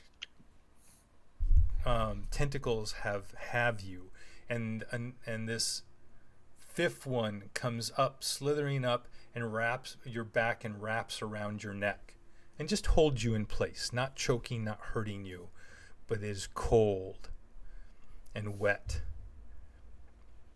And you look around, and in the edges of, there's a darkness, but you can see a little ways. There is a red wizard standing right in front of you, waiting patiently, watching you. And you realize that there is 2 more on either side, and you feel a third one moving somewhere behind you, shuffling their feet. And in the shadows around you is what looks to be maybe a dozen additional red wizards just watching placidly. The one right in front of you looks right at you and finally speaks. We have further questions for you. Bad touch. Bad touch. Why did you and your friends come to Thay? Zemsta, what is your answer?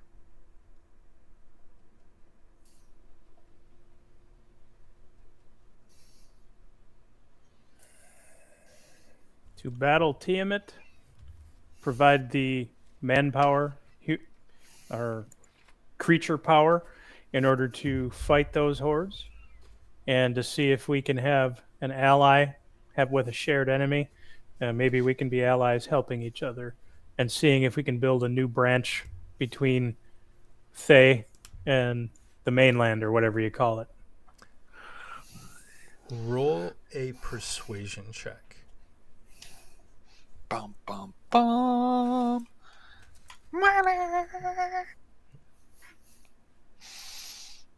All right. Yes. Jinkin, what's your answer to the question? Why did you and your friends come to Thay? Hopefully to get the support and to bring back word that we are going to have the mighty Wizards of Thay on our side to help fight the evil. Not evil. I'm not going to say the word evil. I don't want to say the word evil in any way. the cult of the abomination dragon. Of Tiamat. Yep. And I know Zastam and the other 7 rulers of the country of Thay would be very beneficial in really helping us. Sorry. Really helping us succeed in the battle, and without them, it is no doubt that not only would we fall, but that they would be next. And if we can protect them, as they can, help us defeat them, together we can be victorious. That's why we're here. Do you truly believe that? That's why we're here. I don't want to be here otherwise. Okay. All right. He nods, and you notice now both of you notice the wizards to either side of you and the one in your back, like they have sharp implements in their hands, and they're. If you're gonna do it, just make it quick, please. they're like looking like they're beginning to like poke and prod, and make just small little cuts, but not, and it's painful, but it's more they're like threatening gestures. Yeah.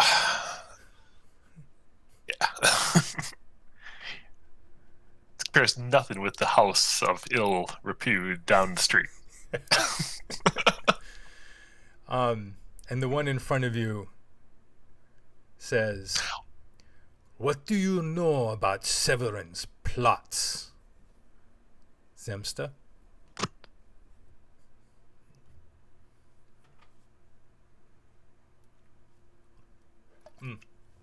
You muted.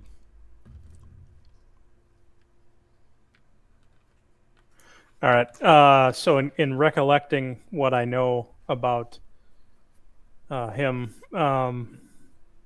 what would I? I'm happy to share everything, and so I do so. Okay. And go ahead and roll another charisma persuasion, please.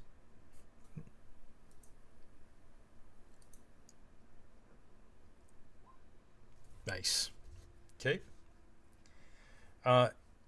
Jinkin, your answer?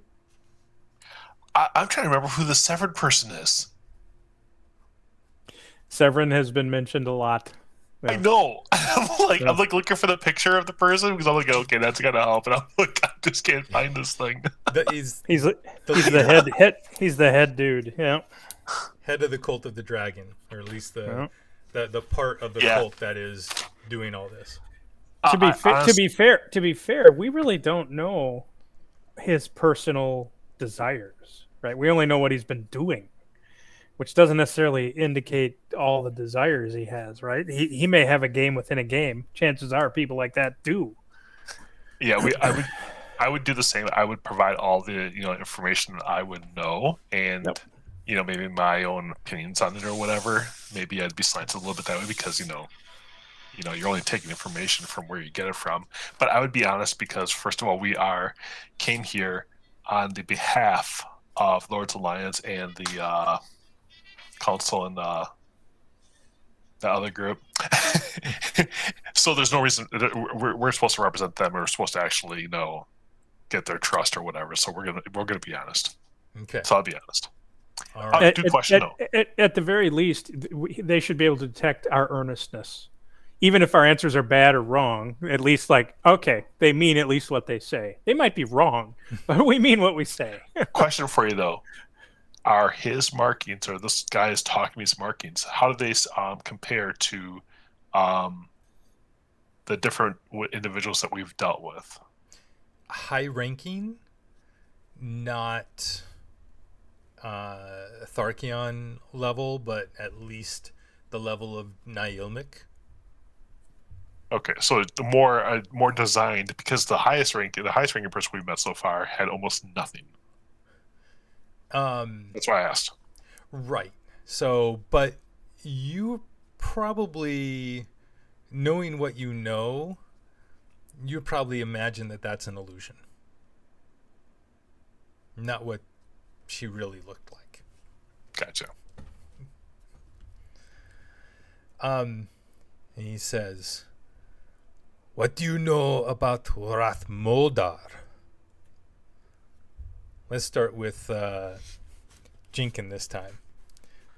I'm trying to picture who these people are. Rathmodar. So remember, so Rathmodar was who you originally thought was the head of the Red Wizards, and he's the one that you battled in that corner room on the flying castle. Yeah. Did he survive? He did survive. No, he did survive. Oh Yeah? yeah. Yeah, he turned invisible and jumped off the edge, and you didn't find him, and you know that he's So, okay. So I go off of my little thing that, tell him everything I know he needs to know, but I do add the fact that I believe him to be a coward, a chicken, and even many years ago, or however much time this has been ago, so many levels ago. Not that we know what that is. In fact, I would assist with this and emphasis on the chicken part and running away, and how he was the opposite of a good soldier. But what do you expect of a person like that? Yeah, especially yeah. I that's what I would go with though. Yep. Yeah. And that's cool. So basically the same thing. Although remember, Zem, you are, this is your individual dreams. You don't see Yeah. each other. Yeah. Okay. And the people with the sharp instruments on either side of you, like, they are cutting you. It's not like torture, but they are cutting you. And he says, what do you know then about the Thayan resurrection that Rathmodar is a part of?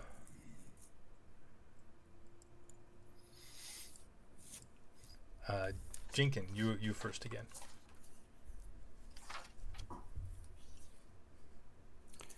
I wrote stuff down on this. Darn it! Now I got to find it. I'm very generic. I'm just gonna, tell them what I do know. I honestly speaking, I'm still trying to picture all these people that we're talking about. Every time you bring somebody up, I'm like, ooh. So right, it's basically all you really know, unless your character knows more from stories and stuff, is that it's just a group of exiled red wizards who would like to overthrow Zastam. And that seems to be why they're helping to bring Tiamat back, is because they're hoping that Tiamat will then help them, will kill Zastam and allow them to take control back over of Thay. And we don't want that. Well. No. Yeah. The lesser evils. I don't know if it's really the lesser evil. That's a pretty big toss-up. But the council, who is kind of funding this whole expedition in a lot of ways, believes it is, and yeah.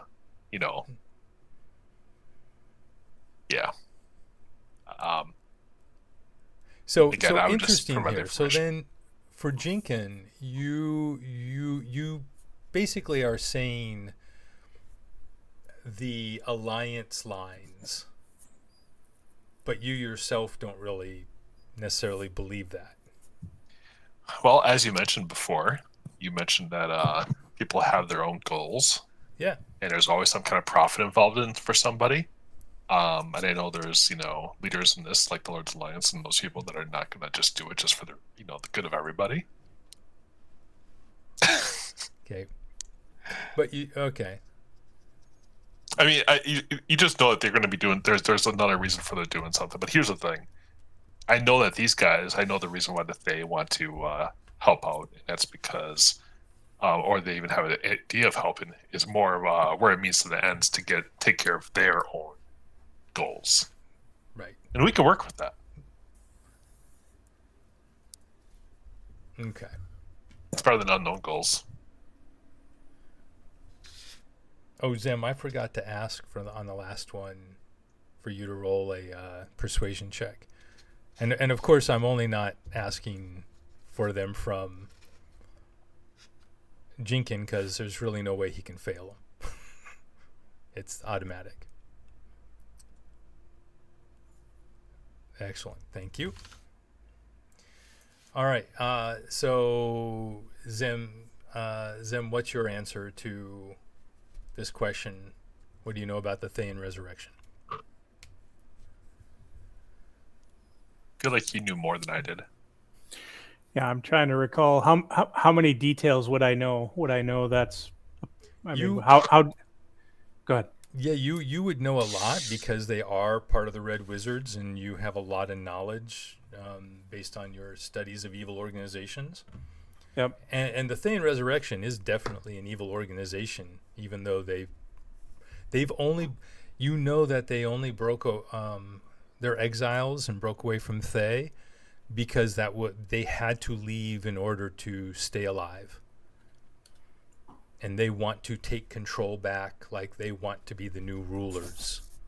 Everyone who is part of the organization has aspirations of going back to Thay and becoming a Zulkir. Okay, so I would again, in an earnest kind of way, express what I know about the fact that it appears that the Thayan resurrection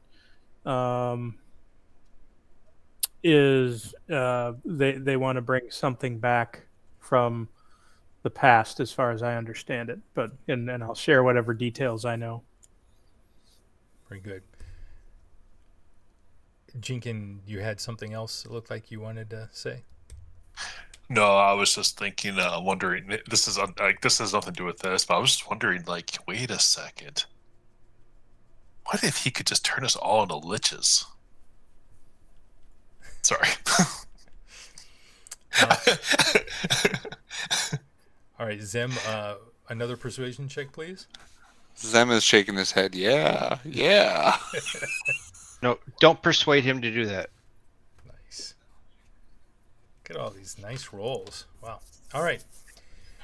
And he says, very good. So, tell me, what is your party's attitude towards Red Wizards and our illustrious regent, Zastam?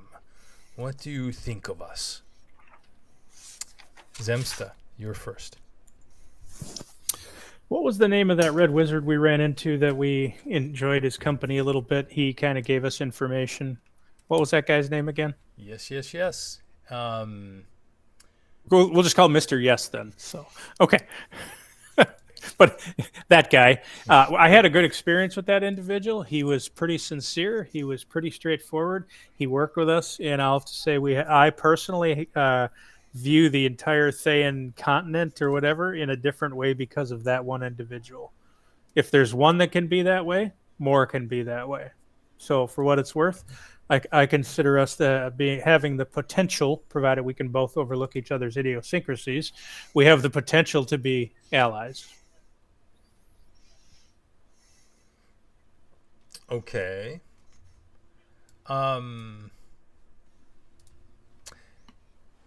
But at the same time, I feel like that is a very isolated, specific example.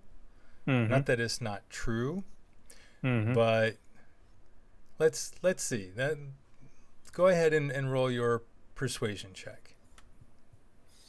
Yeah, we could maybe make an argument. It's really Deception. Deception. Yeah. So, I think that's probably, given the fact that it's not that you're not saying things that aren't true, but you are purposely omitting a huge chunk of your beliefs. So go ahead and roll a deception instead.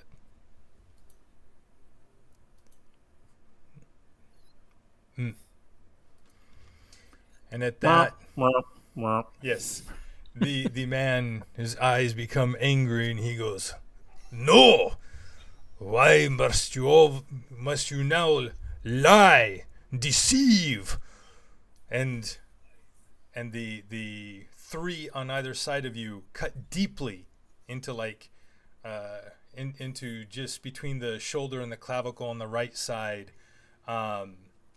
partly into the neck, above, down into across the clavicle on the left, and just between two ribs on the right, and kind of slices outward, and the pain is much more intense this time than the minor cuts. Jinkin, what is your answer to the question, what do you think of the Red Wizards in Zastam?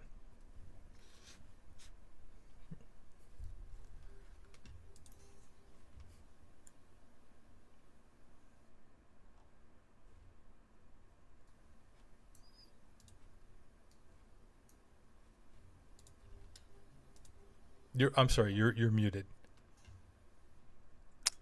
Okay, that's probably better off. No, I'm kidding. I don't say anything. I don't want to speak. I'll be honest. I don't trust them. However, I trust that their goals are in line with to help us enough to get to where we sorry, let me just rephrase that. Okay. I trust that they have their goals that they have set place, or they have in themselves, whatever, is aligned with us enough to at least. What am I trying to say here? I believe that I do mention I don't trust them, and that I believe that their goals are aligned enough with us to get us what we need from them and what they need from us. And I believe that that's the one thing I can trust about them. Do I trust them as a whole? No. All I've heard was bad things.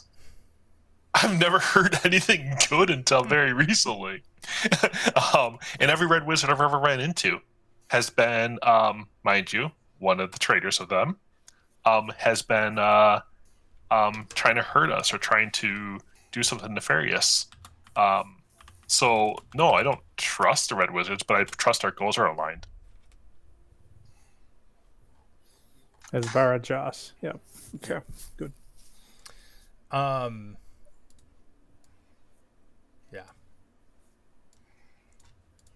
All right. Yeah. So that's. And is what's her name? A lich? What's her name? Oh, you asked that? We are asking the questions here. Oh, we got snippy with you right away. I know. None of this. Yeah. No So that's an reciprocity. answer. Yeah, So that's an answer. Yeah. And Can I have an insight on that one? So Jinkin, he goes, do not trust us. Well, that is wise. And with that, the dream kind of fades away. And you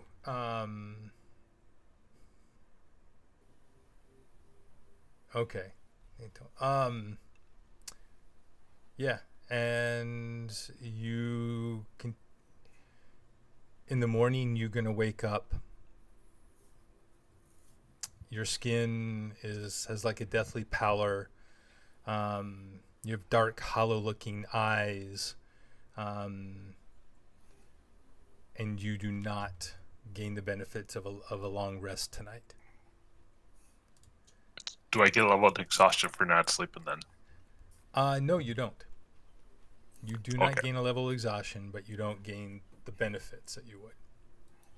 Do I wake up where I am right now? You will wake up where you are. Yes. Okay. Yes. Zim. The questioning continues. So, what is your personal attitude towards Tiamat? What do you think of her and her beliefs? Her entire cult, all of her kids, all of her minions, all of her grandkids, all need to be done away with.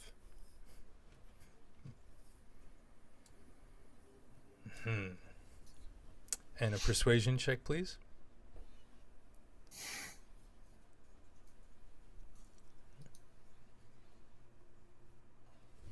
Very nice.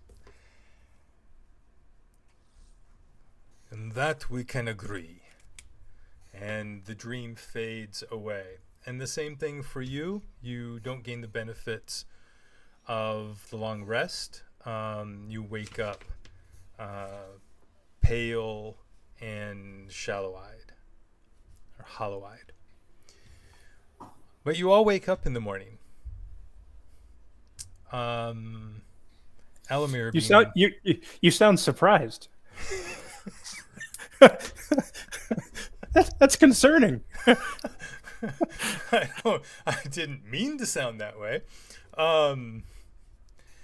You wake up in the morning, and Alamir is sitting there doing his morning studies, and you all know what I'm surprised is that so many people, even with the +4, more people should have failed the wisdom save with disadvantage. To have only 2 people fail that was pretty huge, and one of them being are awesome. Yeah, well, it was great, and one of them being the bard who automatically makes all his persuasion checks. Made that easy. All right, so you all wake up. You are taken down to breakfast. It is another sumptuous, amazing meal, and Nye Ilmic is there, kind of just doing friendly chat, asking how your night went. Did everyone sleep well last night? No, you kept me up.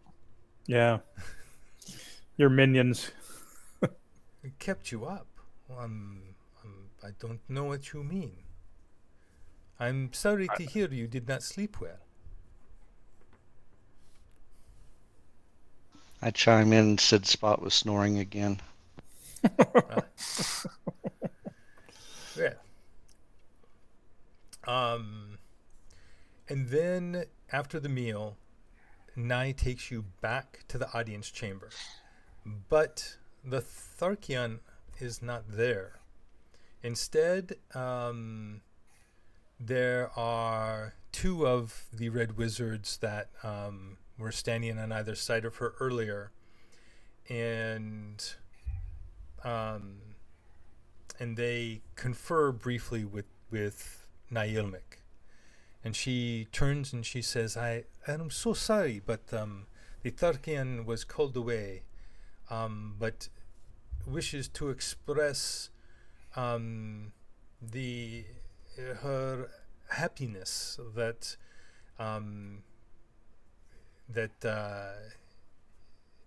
we are indeed going to join and help the alliance. There is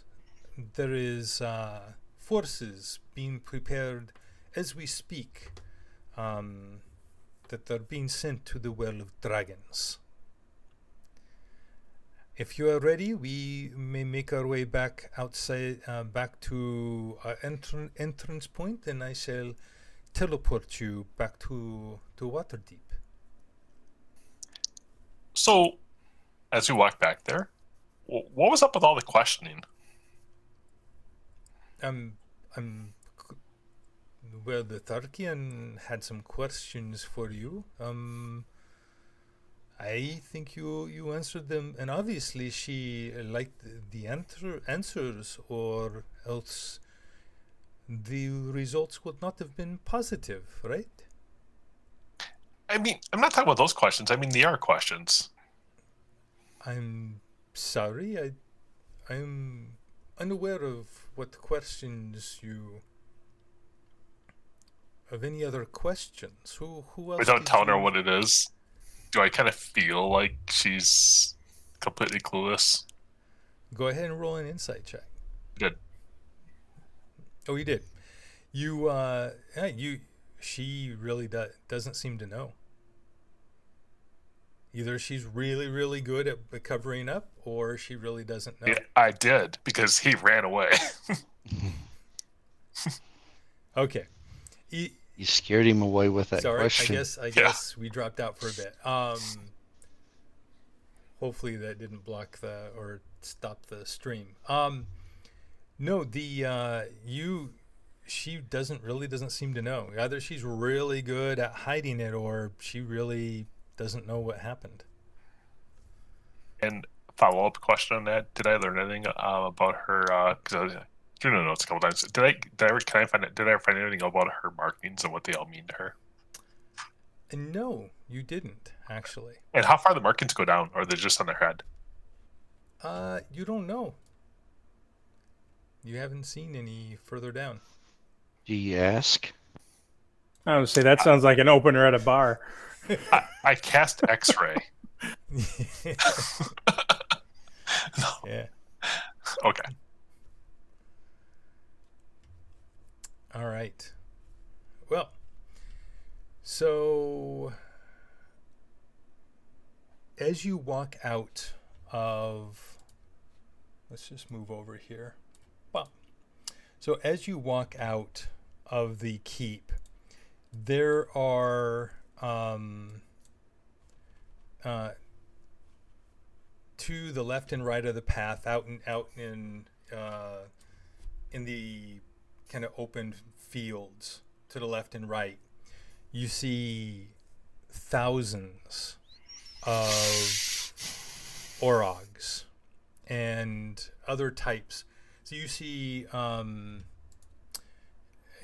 orogs. You see what some of you may be able to identify as neo-orogs. You see some wizards organizing, opening portals. They're opening portals, and these portals stay up, and you see that through the portals, there you can see the Well of Dragons.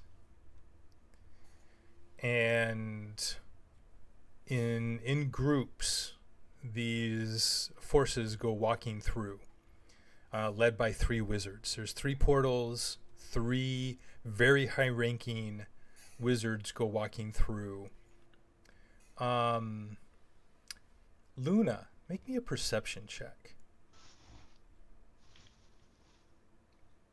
All right.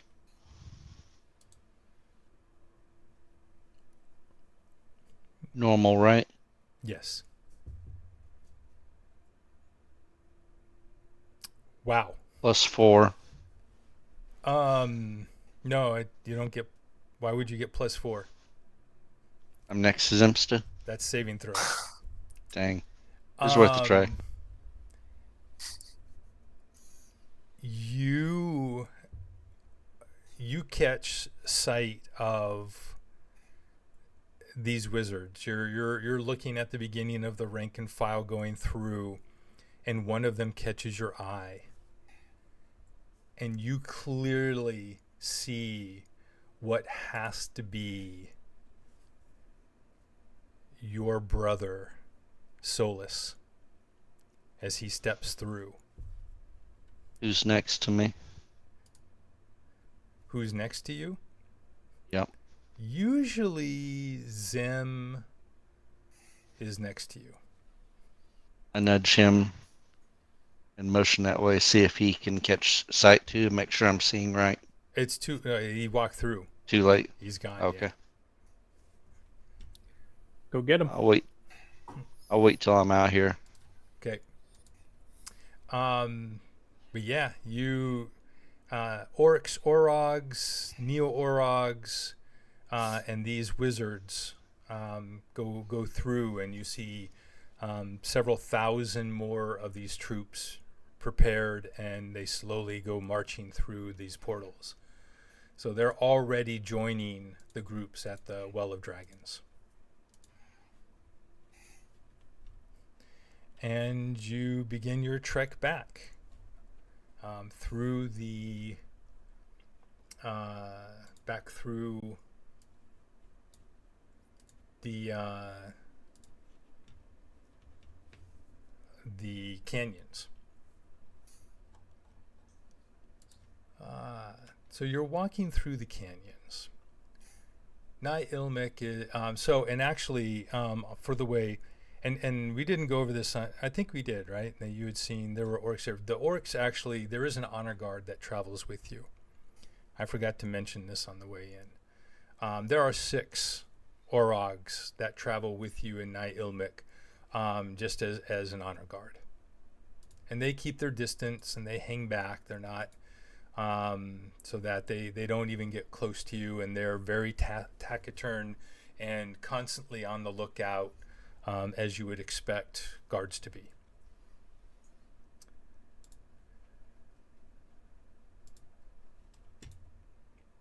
And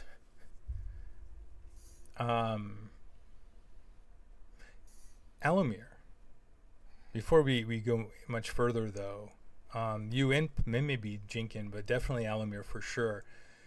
You probably have a question in your head, like how can they open these teleportation portals when you know that there's a 6-mile block on such magic? He's speechless. That's exactly what I was thinking about. I mean, you're right. I was so overtaken by that question, I was speechless. Yeah. So he's gonna open his big mouth and say, "How are they able to open up a portal to the Well of Dragons this close to this building, this area?" Well, Query, Captain. normal teleportation magic cannot work, but there are special portals that utilize special gate keys at the location that have already been placed at the Well of Dragons. And those, I'm sorry, supposed to be a female voice, but, and those are, those allow us to tunnel through the block, the teleportation block. You could in fact do the same to come in, but it is specially designed the magic that bypasses the block. The same way, I must say that a teleportation circle would bypass it as well. Okay, I'm gonna try to Misty Step. Doesn't work. Okay, basically does wah wah wah wah wah wah wah. Yep. Okay. But it does utilize your spell slot. I used my innate ability. Oh, you did the innate. Yep. So you use that. Okay. As you're walking along, all of a sudden, Nye stops. Zem, she was next to you. You're kind of in the front, up in the front, and you stop. And you see, and she goes, "Oh my, this is not good." So everybody's there, right? Is it loading? You all? Did it come up? There. You're in the upper I see. right. Zem, you see around the bend. You see 2 wizards, red wizards, standing on this tall rock, and you see all of these zombie skeletons and zombies with more mages standing, another mage standing behind them, 2 more mages here on the far rock. So just to give you a sense, every platform from where you're standing is like 10 feet higher. So these mages over here are probably about 40 feet above where you're at in terms of elevation. And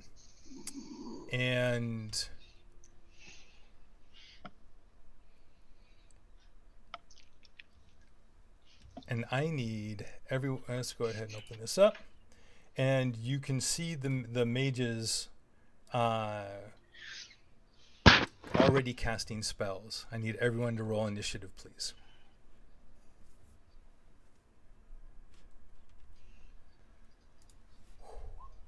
Okay.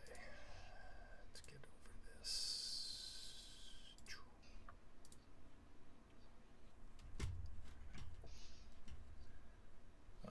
just do hef really quick.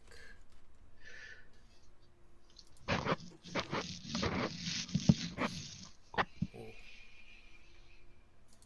That's not good.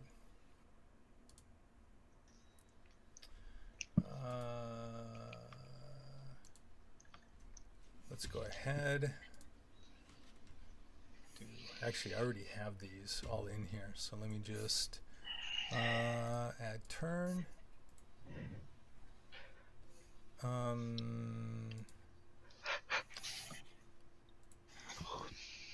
turn.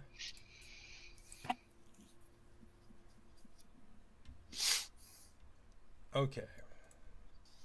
Add turn.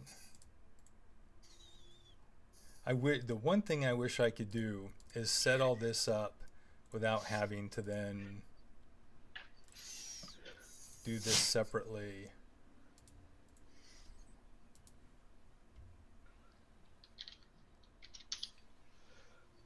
Oh, I did that. Okay. There's a lot of these I need to do, huh?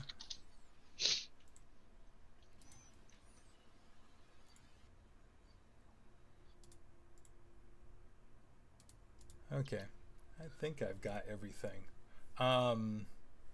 Just hold on one sec. Somewhere, where is it?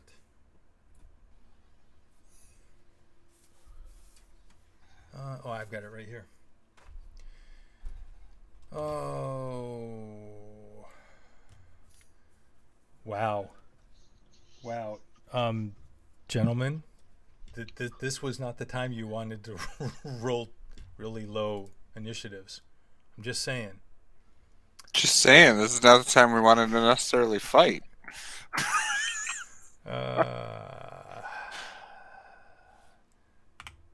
Three. Well, it's good because they all Let's have hear- zeros, so It looks They like a go red down wizard zero. to me. It looks like a red wizard to me right there. So it looks like Davis is all set up.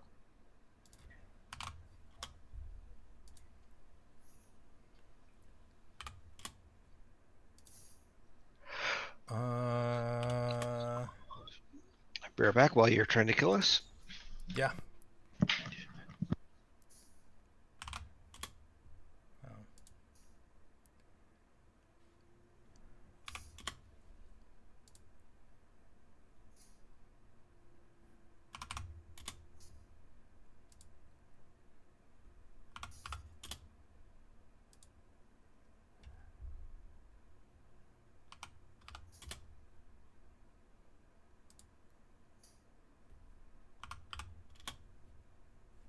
All right, let me open this up.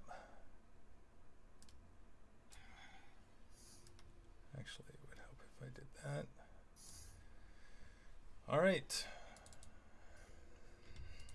Okay. Wow. Let's get started. All right. So that's not good.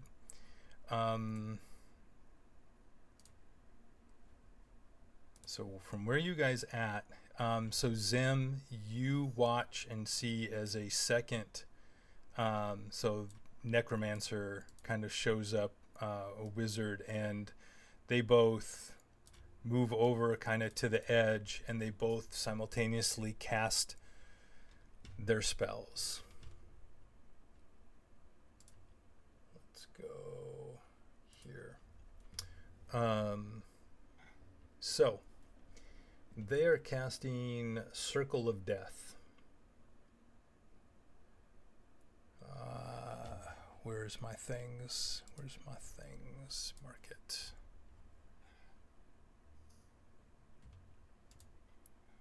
No templates.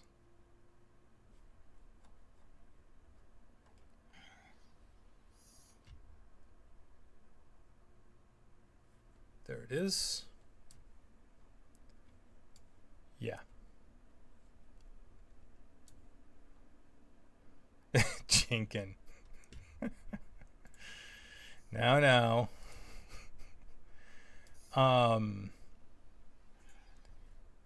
Yeah, they're going to. I'm not really sure. God, they're not really sure what's there. So this actually may help you guys in a way. So they're going to do it like that. Two of them simultaneous. So, They cancel each other out. two overlaying circles of death. I need Constitution saving throws from everyone.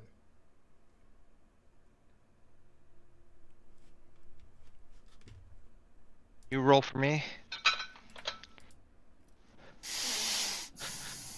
Sure, hold on. I can do that.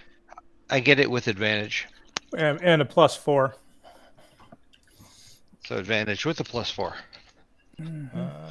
Yeah, because you're all right next. Wait a minute. Zem, you weren't there. You were up there. You can't move yet. But yes, Alamir is still within 10 feet. Hef doesn't get it. Yeah, that would have never been left that way. Okay, I'm back in. Just so you know, Hef would never have been uncovered Okay. without the +4. Well, Do you want me to roll? Let's do this then. Yeah, I don't mind moving somebody else out, but I would never leave Hef. No, everybody is within 10 feet of you now. Everyone's within 10 feet. We'll do it that way. Okay. Con save, Alamir. And you don't get advantage on this one, Alamir. Oh! That's what you get for walking away, sir.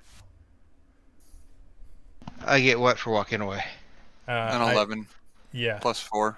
Well, that sucks. I wouldn't have rolled that. You rolled a 1 and a 2 when you had As me I roll said. for you. Oh, I know. Okay. So I'm dead. Not as dead as me. How dead are you? Oh, you had 9. Okay. And let's go ahead. And Luna got a 6. Let's go ahead, and this is going to do a con save here. That's not good. And these guys.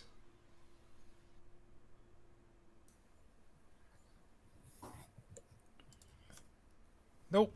Boy, that's really bad. Okay. Let's do this. Wouldn't there have been a chance to counterspell this? Or are they too far? They're way too far. Okay. And you can't see them yet either. The only two people possibly spot. So you're outer range of being able to see them. Well, one of them would have moved into maybe your line of sight. All right. But yeah. They're well over 60 feet. Okay. So here we go. 86. All right.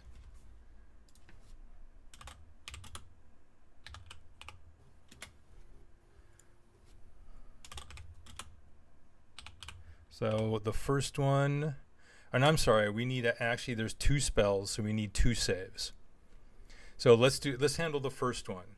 Wow, look how terrible they rolled in the second one. So the first one, everyone. So it was a DC 15 saving throw. So Zem and Jinkin saved and would have taken 15 points of necrotic damage. Everyone else would have taken 31.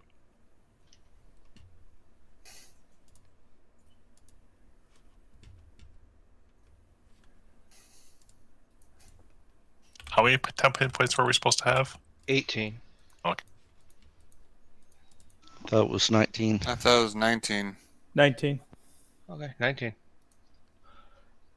18 wasn't enough, apparently. And now you want us to roll our second save? And now you need to roll. Yeah, I'm going to get rid of this. And everyone needs to roll a second save.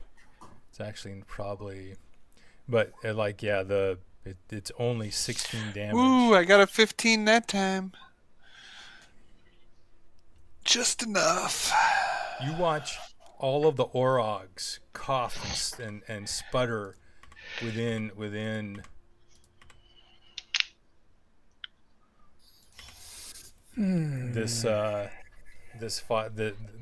necrotic energy just rips and withers their bodies, and they all fall to the ground. Let's do another one of these. Weak sauce. Yeah. You send us such lame people to escort us. Well, they're not around anymore, so They survived the first one, which is So pretty 8 more. impressive for orcs. To be fair, this happened simultaneously, right after another. There's no way we would have known it was off of 2 different things. That's true. It looks That like is they just died. That's true. So, all right. So that is. Oh, that's right. I did -5. So that is. So Alamir and Zem and Jinkin, Luna. I gotta Take do half. Con. Good. And Hef all take just 8 more points of damage.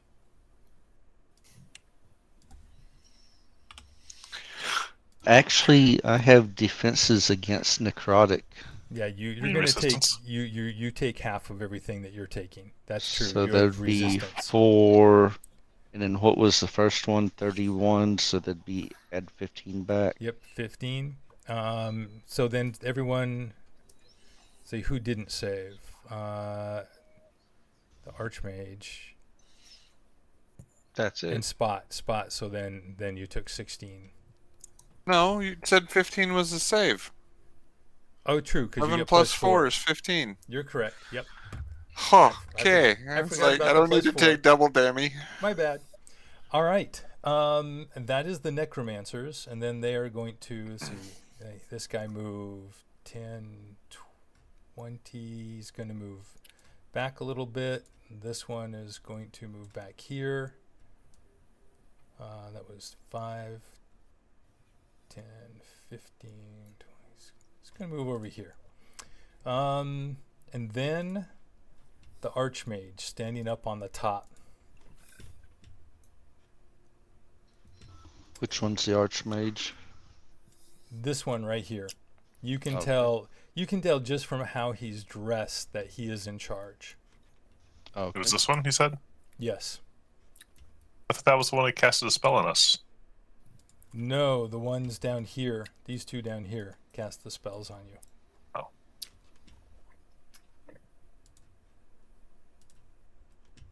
So, all right.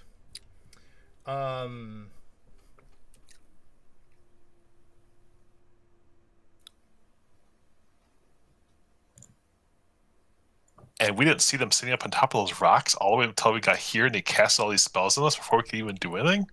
Damn. Yep. Well, you all saw. They knew you were coming, and you saw them just as the spells went off. Just when you said you all suck.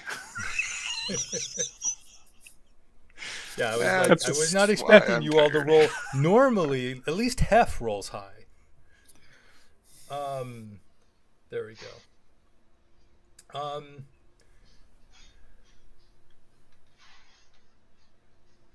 10 by 10 foot panel. So what happens? It's 21, 2, 3, 4, 3. So around 30 foot high. Okay. What happens is, I'm just going to draw this out. He puts up a wall of force. Pretty sure.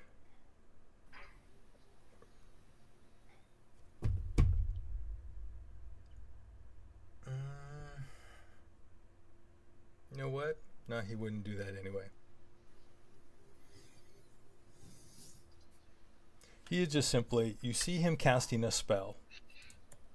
Alamir, I'm just going to give this to you.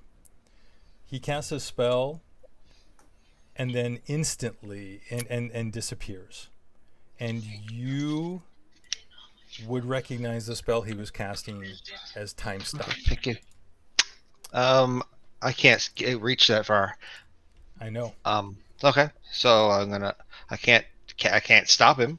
Nope. So that's why he disappears. He casts Time Stop, and to your knowledge, you know that he would then have like 4 or 5 full rounds of actions that he could take that can't affect you or your companions, but he could be casting Other things. protective spells, Right. and moving, doing all kinds of stuff. Okay. All right. He's too far for me to do anything with it. So.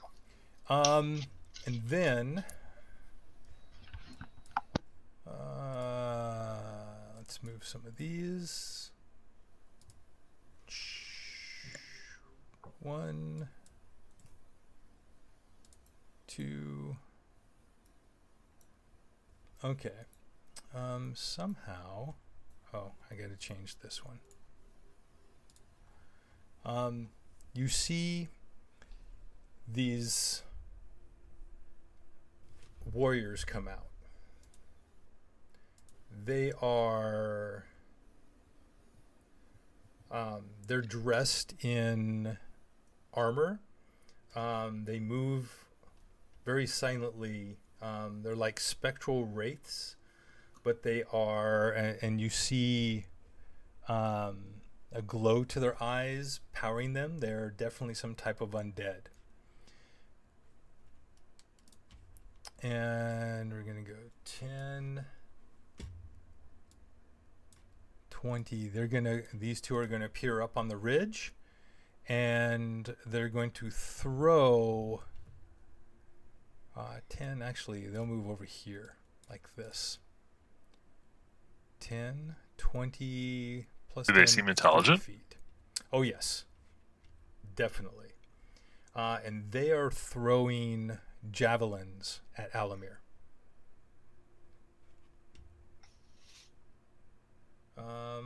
They only get 2 melee, so they have to just do a single javelin attack. So Alamir first misses.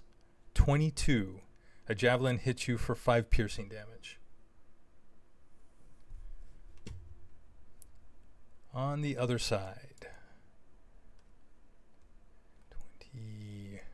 Okie dokie. I'm hiding behind a rock. These two that come out, they are throwing javelins. 10. Ooh. Nope, this one's going to have to come here. They're throwing javelins at Jinx. First one, Hiding behind a rock. I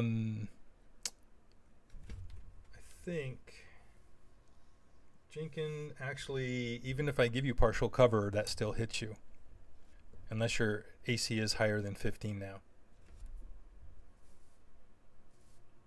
Is it? Sorry, no, I never will be.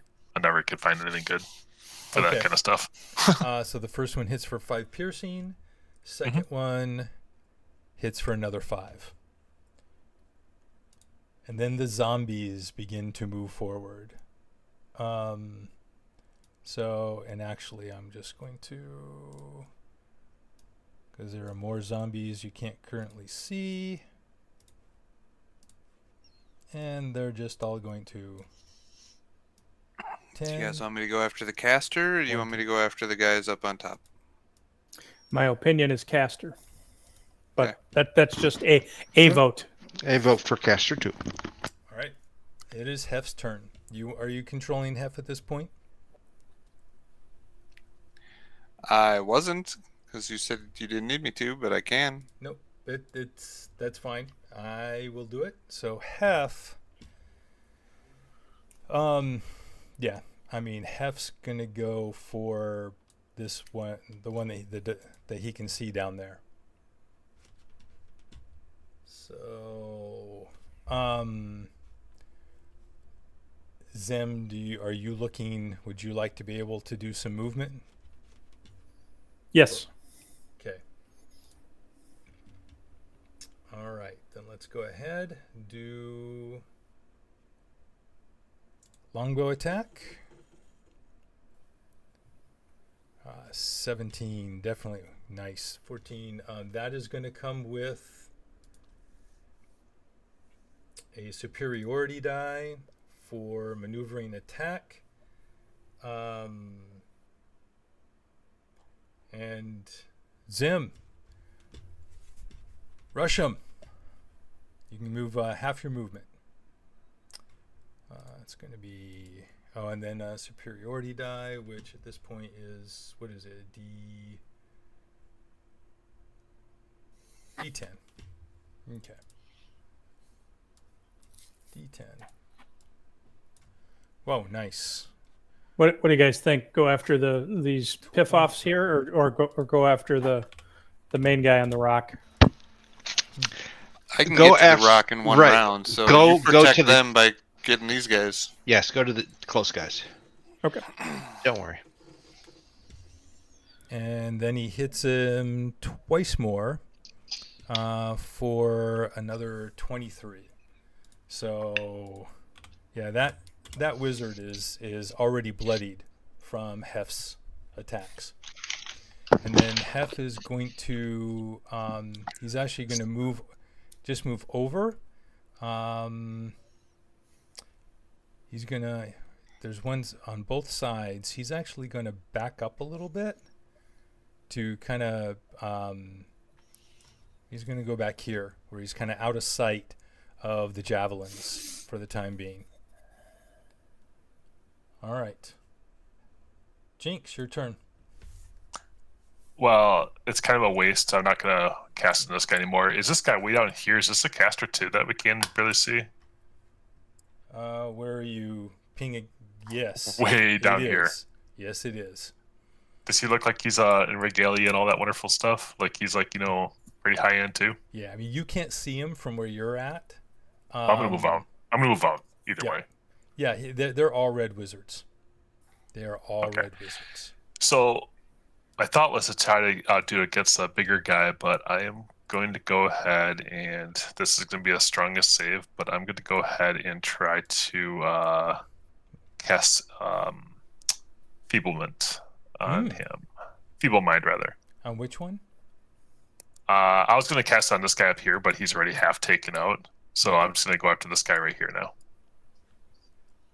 Unless there's a better wizard looking, stronger wizard Will looking. you ping again so I can see that one? The one on the bottom. And I'm assuming this one right here That is the one right there. Got it. the most badass wizard. Got it. Okay. Enfeeblement. Yeah, it's a 21 DC. So it should Feebling be mind, he said, not enfeeblement. feeble mind. Feeble mind, right. And that's an intelligence save? Yeah, the strongest save most likely. 13 did not make it. Whoa. Okay, he's going to take 12 points of damage. His intelligence is 1 for 30 days. He does not get a save on that. For 30 days, intelligence is 1. I think Holy it's shit. intelligence Also, Holy and wisdom too. so here's actually the thing. And I didn't charisma. point this out. I forgot. He was flying 30 feet in the air. And so when Not you anymore. when you hit him with that, yeah, he fell. Would you like to roll the 3d6 damage for his fall? I'm sure. That is fantastic. I don't really care if he takes damage or not because he's basically useless now. Yeah. That was amazing.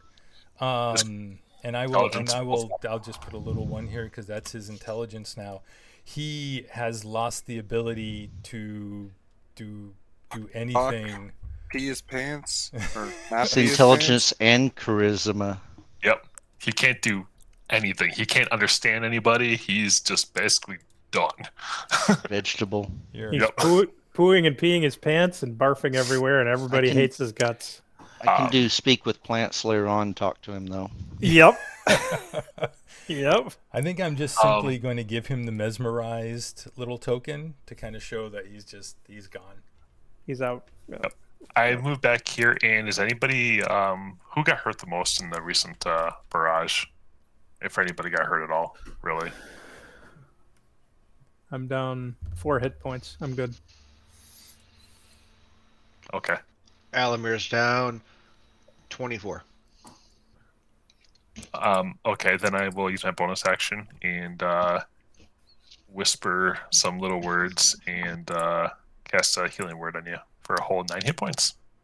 Damn, I can roll those healing words. Wow, look at that. Excellent. Geez, D4 for everything else. All right. The skeletons begin to move forward. And there are additional skeletons. Not that these like pose a Yeah. huge. When I was out there, I quick counted. I'm like, that's for one of you guys. Yeah. It's like 10. Oh, They move right up. They're trying to squeeze by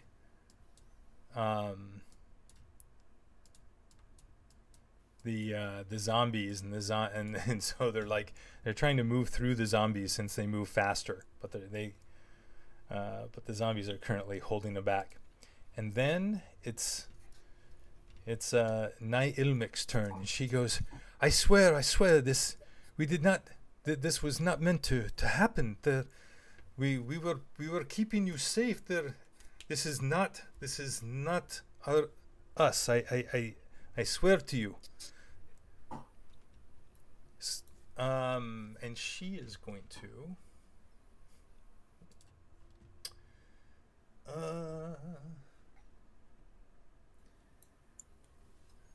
Oh, she doesn't have something like that. Well, you know what? She is actually going to go 10, 20, 30. I think this is possible.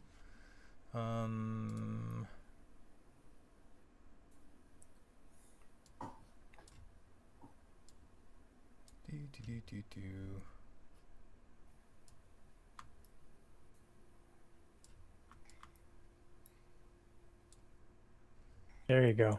You know what? All of them. It's basically all but two of them. And so she is going to do a cone of cold. It's a con save.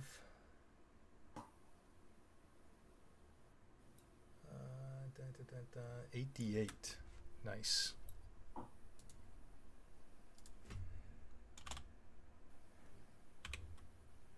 It may not actually matter if they make their con saves. Nope, it's not going to matter. Yeah, and so, I mean, I'll have to roll for all the zombies, but basically she drops all but the last two skeletons.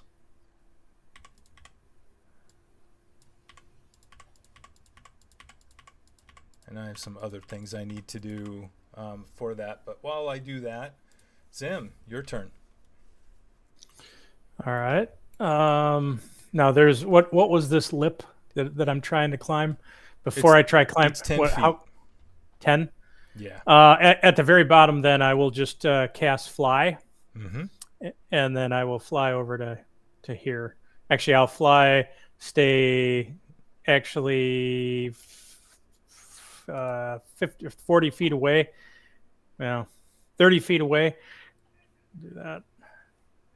And I'll just wait over here because I can't bonus attack. So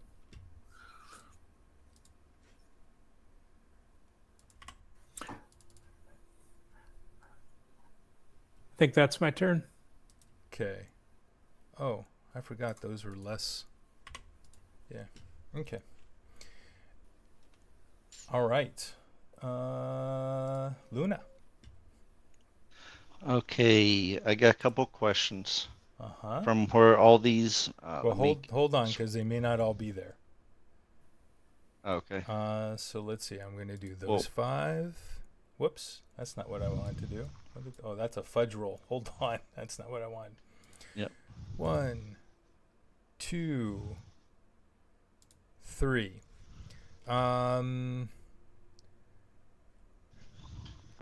Yeah. We're just gonna do it that way. Because they took a lot of damage. So right now there's 1. 2 skeletons, 1 zombie. That's all that's left down there after the cone of cold.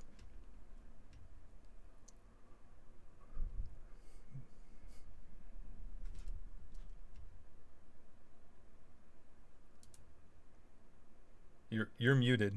We can't hear you. Okay. What's the height between this ground this upper ledge and then So this every even ledge upper is 10 ledge. feet. So here's 10, 20, and this Okay. is additional, and 30, and then 40. So that's 40 feet up. Besides that one that was flying that fell, are any of these others flying? No, they're not. Okay. I'm not gonna play with them. Give me a deal for reverse gravity, Okay. and that's 100 foot. That's 50 foot diameter, 100 foot.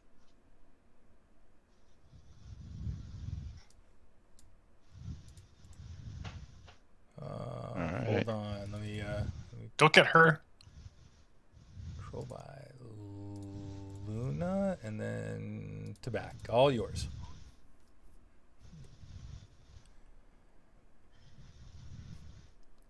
That should get everybody that I can see and I'm aware of, right?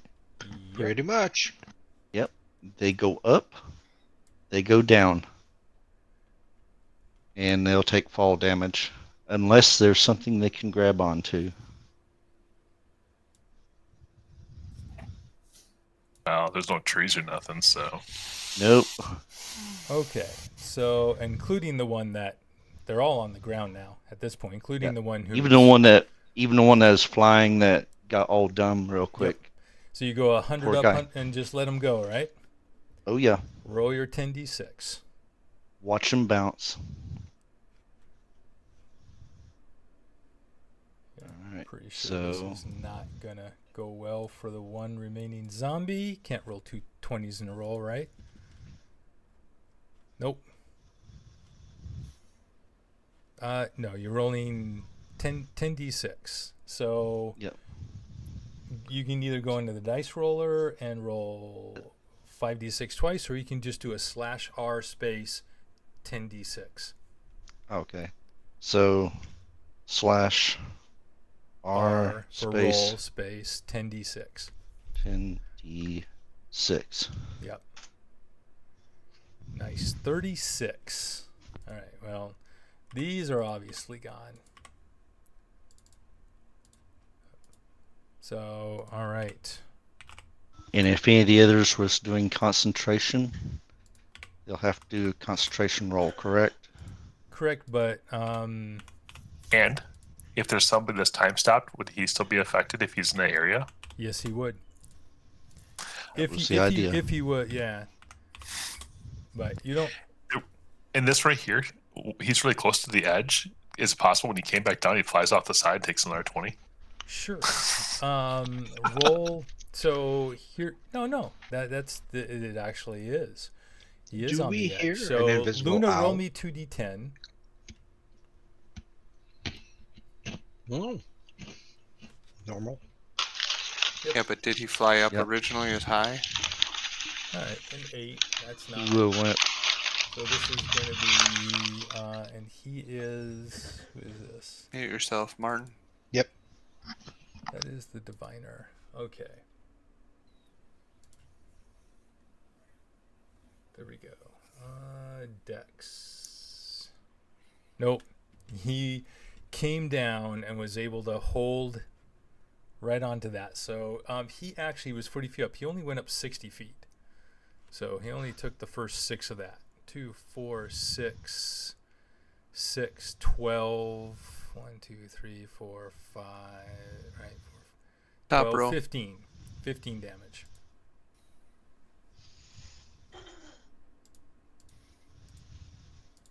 That's still. Let's He's try. still really hurt. I was trying to mess up anybody's concentration, so. And I would got everybody, so. Yeah. Very good. All right. You done moving and everything? That's what I'm gonna do. So, where's Zimsta? He went up that way. I'm step back over there, and I'm done. Okay. So your guys' choice. Do you want to end on the? Actually, you know what? That's not even a question. The 1 hit point left, 1 intelligence, 1 charisma conjurer obviously is not going to be able to do anything. So it is Alamir's turn. Would you like to go, Alamir, or wait until next week and have a week to think about it? Oh, Fireball. You know, I fireball really? No, not you. Okay. So are these are all what I know they're necromancers. So this, but did you say they're undead or are they just humans? These all seem to be they're red wizards, so they all seem to be humans. Okay. You don't see any of them that look undead Okay. from what you've seen. Just Well- out of curiosity, that looks like almost a perfect fireball formation right there. Yeah, you're not wrong, but What, if the I one were that you guys are in or down here? if I come down here, so right now that's to there, so the fireball is 60 feet. I'm not going to get them all. What and Darn. especially since Don't worry about him. He's almost dead, and I'm going before him. I should at least, so and because we have the remember same roll. add an extra 10 feet for the two up here because Okay. it's 20 feet difference in height. Well, I know what I'm going to do. I'm just getting the answer. Okay. So fireball is a 20-foot. I'm just going to do the sunburst. Can I get a sunburst, please? A sunburst. That's a 60-foot sphere. So You sure the 40 wouldn't work? No, I showed I'd get from him Okay. down to. Well, I'm not on the map right now. uh, I wouldn't get the 5 guys on the bottom. It's either 1 or 5. This way, I get all of them plus invisible boy. a somewhere. fireball would get them all just barely, because you move it like half on the bottom one, half on the top. Yeah, you can No, but cast it's the only- fireball to any point in space too. I'm with that, but with True. 20 feet, I can't. With 20 Remember, feet, it's a 20-foot radius, so it's 40 feet. correct. So from here to here, I'm not getting the guy up here. No, No. you're You not don't getting- have to. But I He's can really get. low, and I go before him. But You I must can be hit invisible. all of them with this spell Okay. Why waste that big of a spell, though? because I can blind them. Hmm. Now they don't. Now you can go walk up to anybody you Until want. they and just- save it. Yeah, but Correct. still, yeah. You That makes play sense. your character. I'll play mine. Can I have? Wow. Guys. Can I Tell have? him how you feel. I don't have control. I don't. It says Oh, controlled by Alamir. yeah, you get the clicky thing. Okay, so yeah, I'm gonna put it right there. Okay.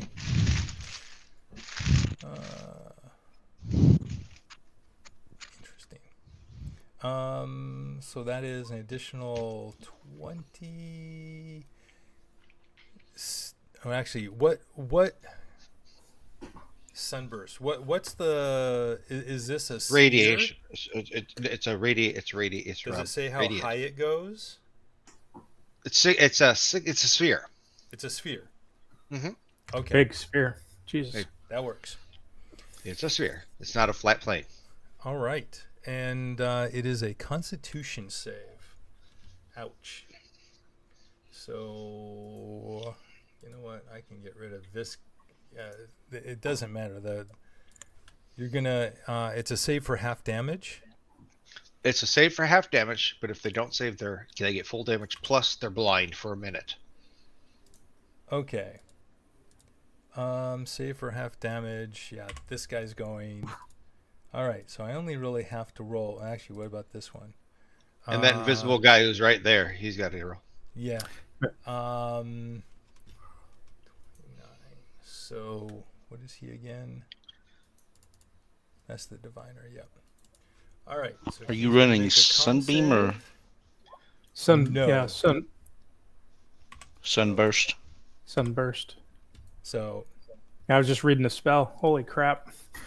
yeah, That's a All big right. spell. there are 3 left. Actually, these 2 are necromancers. This is an evoker. So And there's one more guy who's invisible somewhere. somewhere. Who's All right. So let's do evoker. Con save. That did not go well. And the 2 necromancers. And what was as a DC 18? So one of them saved. So the other 3 are now blind for a minute, Yep.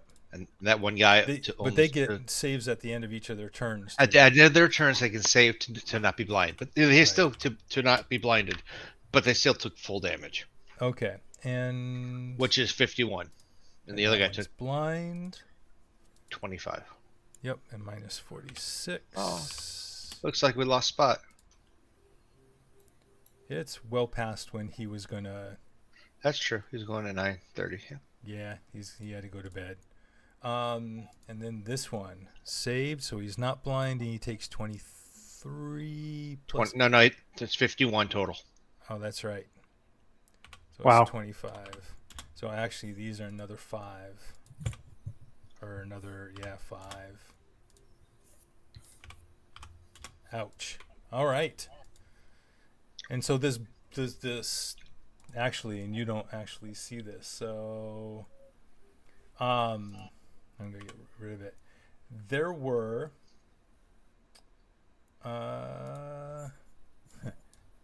that's cute. 2 more dead bodies that appear up here. Corpses that slump to the ground, similar to the 2 that were over here. So the same creatures, these undead creatures that were throwing javelins. There were 4 more of them, but they've gotten caught in the cone of cold from Neil, from Nye, and in the sunburst. All right, and that's where we're going to end for the evening, and we'll pick up next week now that you have effectively eliminated the vast majority of potential danger power that could have been thrown at you. Well done, gentlemen. Whew. I have to say I was a little concerned with those initial rolls. Because a bunch of wizards could take us out with the right rolls and the right spells, you know. We just wanted to give them a chance. I was kind of hoping to keep that one wizard alive, honestly, because he was useless. We could easily drag him along, and we could utilize him later by just, maybe something later on. But oh well. Is anybody alive? Well, we still got those 3, right? Nope, don't care. They're not easy. They're not easy to take and keep. Okay. Cool. Nice. So yeah, this was that was well done. All right, that's it. End of episode 67. We'll catch up next week. So thanks to everyone out there watching our adventures. Until next time, may your lives be filled with peace, joy, and love. Have a good night. Good night.